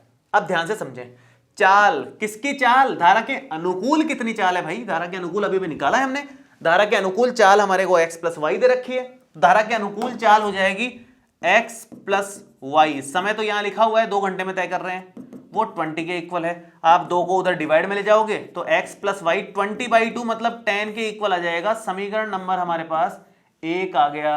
आगे बढ़ते हैं, चाल गुणा समय के हिसाब से चाल कितना दे रखा है, धारा के प्रतिकूल चाल है x माइनस वाई, धारा के प्रतिकूल चाल x माइनस वाई, समय है हमारे पास में 2 घंटे, इधर 4 के बराबर है, तो x माइनस वाई जो है 4/2 मतलब 2 के बराबर आ जाएगा। समीकरण नंबर 2 हो गया ये। दो समीकरण हमने बड़े ही आसानी से निकाल ली। एक x प्लस वाई 10 के बराबर है, x माइनस वाई 2 के बराबर है। दोनों समीकरणों को अगर हम हल कर लेते हैं, घटा लेते हैं, तो उससे फाइनल आंसर बन जाएगा वो अपना। क्या बनेगा, ध्यान से समझेंगे इस चीज को। दोनों समीकरणों को अगर हम घटा लें या जोड़ लें, जोड़ने पे भी हो जाएगा क्योंकि x का गुणांक भी समान है, y का गुणांक भी समान है, तो विलोपन विधि कुछ ज्यादा ही बढ़िया से अप्लाई हो रही है यहां पर। तो आप यहां पर समीकरण 1 प्लस समीकरण नंबर 2 कर दो। समीकरण 1 प्लस समीकरण नंबर 2 कर देंगे तो क्या बनेगा, देखो ध्यान से। ये बन रहा है x प्लस वाई बराबर में 10, x माइनस वाई बराबर में 2, काटा जोड़ने के लिए तो x और x हो गया 2x, ये plus y minus y cut ही गया था, 10 और 2 मिल गया 12। तो x का मान कितना आ जाएगा यहां से, 12/2 6 के बराबर। x का मान आ गया 6 के बराबर। अगर x का मान 6 के बराबर है तो y निकालना कोई मुश्किल काम नहीं है। y आप किसी से भी निकालो, समीकरण 1 से निकाल लो। समीकरण 1 अगर आप फिर से यूज लेते हो तो x का मान 6 रख दिया, प्लस में y बराबर में 10 है, 6 प्लस y बराबर 10 है, तो y का मान यहां से आ जाएगा, 10 में से 6 गया तो 4 किलोमीटर। दूरी निकालना है ना, नहीं स्पीड है, क्या स्पीड है, किलोमीटर प्रति घंटा आ जाएगी, और ये भी किलोमीटर प्रति घंटा। यूनिट लगा दिया करो, उससे थोड़ा ठीक रहता है। ठीक है, तो जो ऋतु है, ऋतु की चाल है 6 किलोमीटर प्रति घंटा, और जो नदी है उसका बहाव है 4 किलोमीटर प्रति घंटा। इस तरह से प्रश्न करना है ये। तो जो बेसिक कॉन्सेप्ट है वो इधर मेन एक्सप्लेन किया हुआ है, सारा कॉन्सेप्ट चाल का है यहां पर। ये आपको एग्जाम में बनाना है, कोई दिक्कत नहीं है। इसको बनाओ पहले, फिर आप यहां पर लिख लो, कोई टेंशन नहीं है उसको। या केवल इतना लिखोगे, डायग्राम नहीं बनाओगे तो भी चलेगा एक बार के लिए। बाकी मेन काम है उनमें चाल क्या होती है धारा के अनुकूल और धारा के प्रतिकूल सिचुएशंस में, ये अपने को पता होना चाहिए। ठीक है, तो ये है ओवरऑल क्वेश्चन। ओवरऑल क्वेश्चन जो हमने किया है, इसी तरह का एक और क्वेश्चन हमारे दे रखा है टेक्स्ट बुक में, एक उदाहरण के रूप में दे रखा है, और उस प्रश्न को हम इसी पैटर्न से हल कर सकते हैं, कोई दिक्कत वाली बात नहीं है। एक छोटा सा फॉर्मेट बचा हुआ है, वो है 3.6 प्रश्नावली का, जिसमें 2 चर वाले रैखिक समीकरण युग्म में परिवर्तित होने वाले समीकरण कैसे सॉल्व करते हैं वो देखते हैं एक बार। जैसे एक छोटा सा एग्जांपल लेता हूं मैं। एक समीकरण है, मान लो एक छोटा सा समीकरण मैं लेता हूं यहां पर, मान लो 1/x प्लस 2 प्लस में 2/y माइनस 3 बराबर में 10, और एक लेते हैं 1/x प्लस 2 माइनस में 3/y माइनस 3 बराबर में 5। मान लो ऐसा कुछ दे रखा है। ये हमारे पास 2 चर तो हैं x और y, लेकिन रैखिक समीकरण युग्म नहीं है, रैखिक नहीं है क्योंकि डिवाइड में आ गए। तो ऐसी सिचुएशन में क्या करें, वो हमारे को 3.6 प्रश्नावली में पूरी तरीके से सीखना है। बहुत सिंपल है, बहुत ही सिंपल है, कुछ खास नहीं करना है। जो आपको ऊटपटांग से नजर आ रहा है वो यहां भी नजर आ रहा होगा, यहां भी नजर आ रहा होगा। उसको आप क्या करो, उसको आप 1/x प्लस 2 को कुछ मान लो a मान लिया। इधर भी सेम ऐसे ही हो रहा होगा, 1/y माइनस 3, 1/y माइनस 3। तो 1/y माइनस 3 जो है उसको आप b एज्यूम कर लो। समीकरण नंबर 1 और समीकरण नंबर 2 में मान रख दो 3 और 4 से। जब मान आप 3 और 4 से यहां रख दोगे तो ये बन जाएगा a plus 2b is equal to 10, और ये आ जाएगा a minus 3b is equal to 5। हमने इसकी जगह रख दिया a, दोनों जगह, इसकी जगह रख दिया b सिंपल में, तो बटे वाली सिचुएशन ही खत्म हो गई। और जो नई समीकरण बनी वो बड़े आराम से आपके पास में 2 चर वाले रैखिक समीकरण युग्म बन गए, क्योंकि ऊपर आ गए दोनों के दोनों। और 2 समीकरण जो 5 और 6 बन रही है, भाई दोनों में अच्छी बात तो यह है इस पर्टिकुलर एग्जाम्पल में तो कि a का गुणांक समान दिख रहा है, तो घटाते ही काम हो जाएगा। समीकरण 5 में से 6 को घटाते ही हमारा काम हो रहा है, बढ़िया से हो रहा है। वो भी घटाओगे तो साइन हो जाएंगे चेंज, a से a कटेगा, 2b और 3b मिल जाएगा 5b, और 10 में से 5 गया तो 5 हो गया। b का मान आ जाएगा 5/5 मतलब 1 के बराबर। b का मान हमारे पास 1 के बराबर आ गया। b का मान उठा करके आप इन दोनों में से किसी समीकरण में रखोगे तो a आ जाएगा। मैं 6 वाले में रख देता हूं, समीकरण नंबर 6 में रखोगे तो क्या बनेगा, देखो ध्यान से, a माइनस 3b तो a माइनस 3 गुणा 1, b का मान 1 रखा, बराबर में 5 है, तो a का मान आ गया 5 प्लस 3 मतलब 8 के बराबर। a आ गया हमारे पास में, b हमारे पास में है। a और b का मान अब उठा करके आप इन दोनों समीकरणों में रख दो, तो आपके पास x और y फाइनली आ जाएंगे। ये एक एक्स्ट्रा काम करना होता है इस तरह के क्वेश्चंस में। क्या करना होता है, पहले तो इसको रैखिक बनाने के लिए a और b मानना पड़ता है, फिर उसमें से a और b के मान निकलने के बाद वापस उसमें रख करके x और y निकालना होता है। तो थोड़े से लंबे निकलते हैं क्वेश्चन, लेकिन बड़े आराम से आप उनको हल कर सकते हो, कहीं कोई दिक्कत वाली बात नहीं है। पैटर्न इसका फिक्स है कि जो ऊटपटांग यहां x में आपको नजर आ रहा है उसको a मान लो, जो ऊटपटांग से आपको y में यहां नजर आ रहा है उसको b मान लो, बस कुछ और एक्स्ट्रा दिमाग नहीं लगाना। ठीक है, सो नेक्स्ट आगे बढ़ते हैं हम लोग। अब यहां पर समीकरण नंबर 3 और 4 में रख देंगे, तो समीकरण नंबर जब 3 में रखेंगे तो ये बनेगा 1/x प्लस 2, a के बराबर है मतलब 8 के बराबर है। और जब आप समीकरण नंबर 4 में रख दोगे तो 1 में y माइनस 3 जो है b के बराबर है, b का मतलब क्या, 1 के बराबर आ जाएगा। तो यहां से व्युत्क्रम आप इसको कर दो तो x प्लस 2 जो है वो 1/8 के बराबर आ जाएगा, और y माइनस 3 जो है वो 1/1 के बराबर है। उल्टा घुमा दिया मैंने बस, और कुछ नहीं किया है। तो x कितना आ जाएगा, 1/8 माइनस 2, एलसीएम ले लो फटाफट से, थोड़ा फास्ट कर रहा हूं इस क्वेश्चन को। ये आ जाएगा 1 माइनस 8 दूना 2, 8 दूनी 16, माइनस का 15/8 आ रहा है x का मान, और y का मान यहां से बड़े आराम से 1 प्लस 3 मतलब 4 के इक्वल आ रहा है। तो इस तरह से मान हम लोग निकाल सकते हैं। इजी क्वेश्चंस हैं, 3.6 प्रश्नावली के भी कोई ज्यादा मुश्किल क्वेश्चन नहीं है। ये ओवरऑल चैप्टर में जितने वैरायटी के जिस तरह के क्वेश्चंस बनते हैं वो मैंने लगभग सारे लेने की कोशिश की है। आप एक बार इस वीडियो को पूरा ढंग से ध्यान से देख लोगे तो बहुत अच्छे से आपका रिवाइज हो जाएगा, पूरा का पूरा चैप्टर बहुत ही बढ़िया तरीके से रिवीजन हो जाएगा। आपको ये वीडियो कैसा लगा ये एक बार नीचे कमेंट करके मुझे जरूर बताना, और किस किस ने पूरा वीडियो देखा है, ध्यान से देखा है, ये जरूर कमेंट करके बताना। मैं कमेंट में देखना चाहूंगा कितने बच्चे हैं जो पूरा पूरा देखते हैं इस वीडियो को। ठीक है, और कोई भी दिक्कत परेशानी आए तो आपके पास नंबर है ही, आप इस नंबर पे कॉल कर सकते हो 8078696588। इन नंबर्स पे कॉल करके आप व्हाट्सएप ग्रुप में भी ज्वाइन हो सकते हो, जहां पर डाउट्स आप लोगों के सॉल्व किए जाते हैं टीचर्स के द्वारा। कोई भी दिक्कत परेशानी आए 24 घंटे में जब आपका मन करे वहां पर डाउट डाल सकते हो आप, और उसका सॉल्यूशन आप लोगों को मिल जाएगा थोड़े टाइम में। और एक और नंबर है 7852826325। इन दोनों नंबर्स पे ही आप कॉल करके कोई दिक्कत परेशानी हो तो दूर कर सकते हो। आपको उड़ान बैच में जो 10th क्लास का बैच है, लाइव बैच है, उसमें ज्वाइन करना है तो भी इन नंबर्स पे कॉल कर सकते हो। और नोट्स वगैरह अगर आपको एप्लीकेशन पे कुछ भी रिक्वायरमेंट है, सारे के सारे notes, important questions, model papers, test series, सब कुछ आपको इस नंबर पे कॉल करने पर पूरी जानकारी के साथ मिल जाएगी। चलिए तो मिलते हैं हम नेक्स्ट वीडियो में। Thank you so much, all the best, bye bye.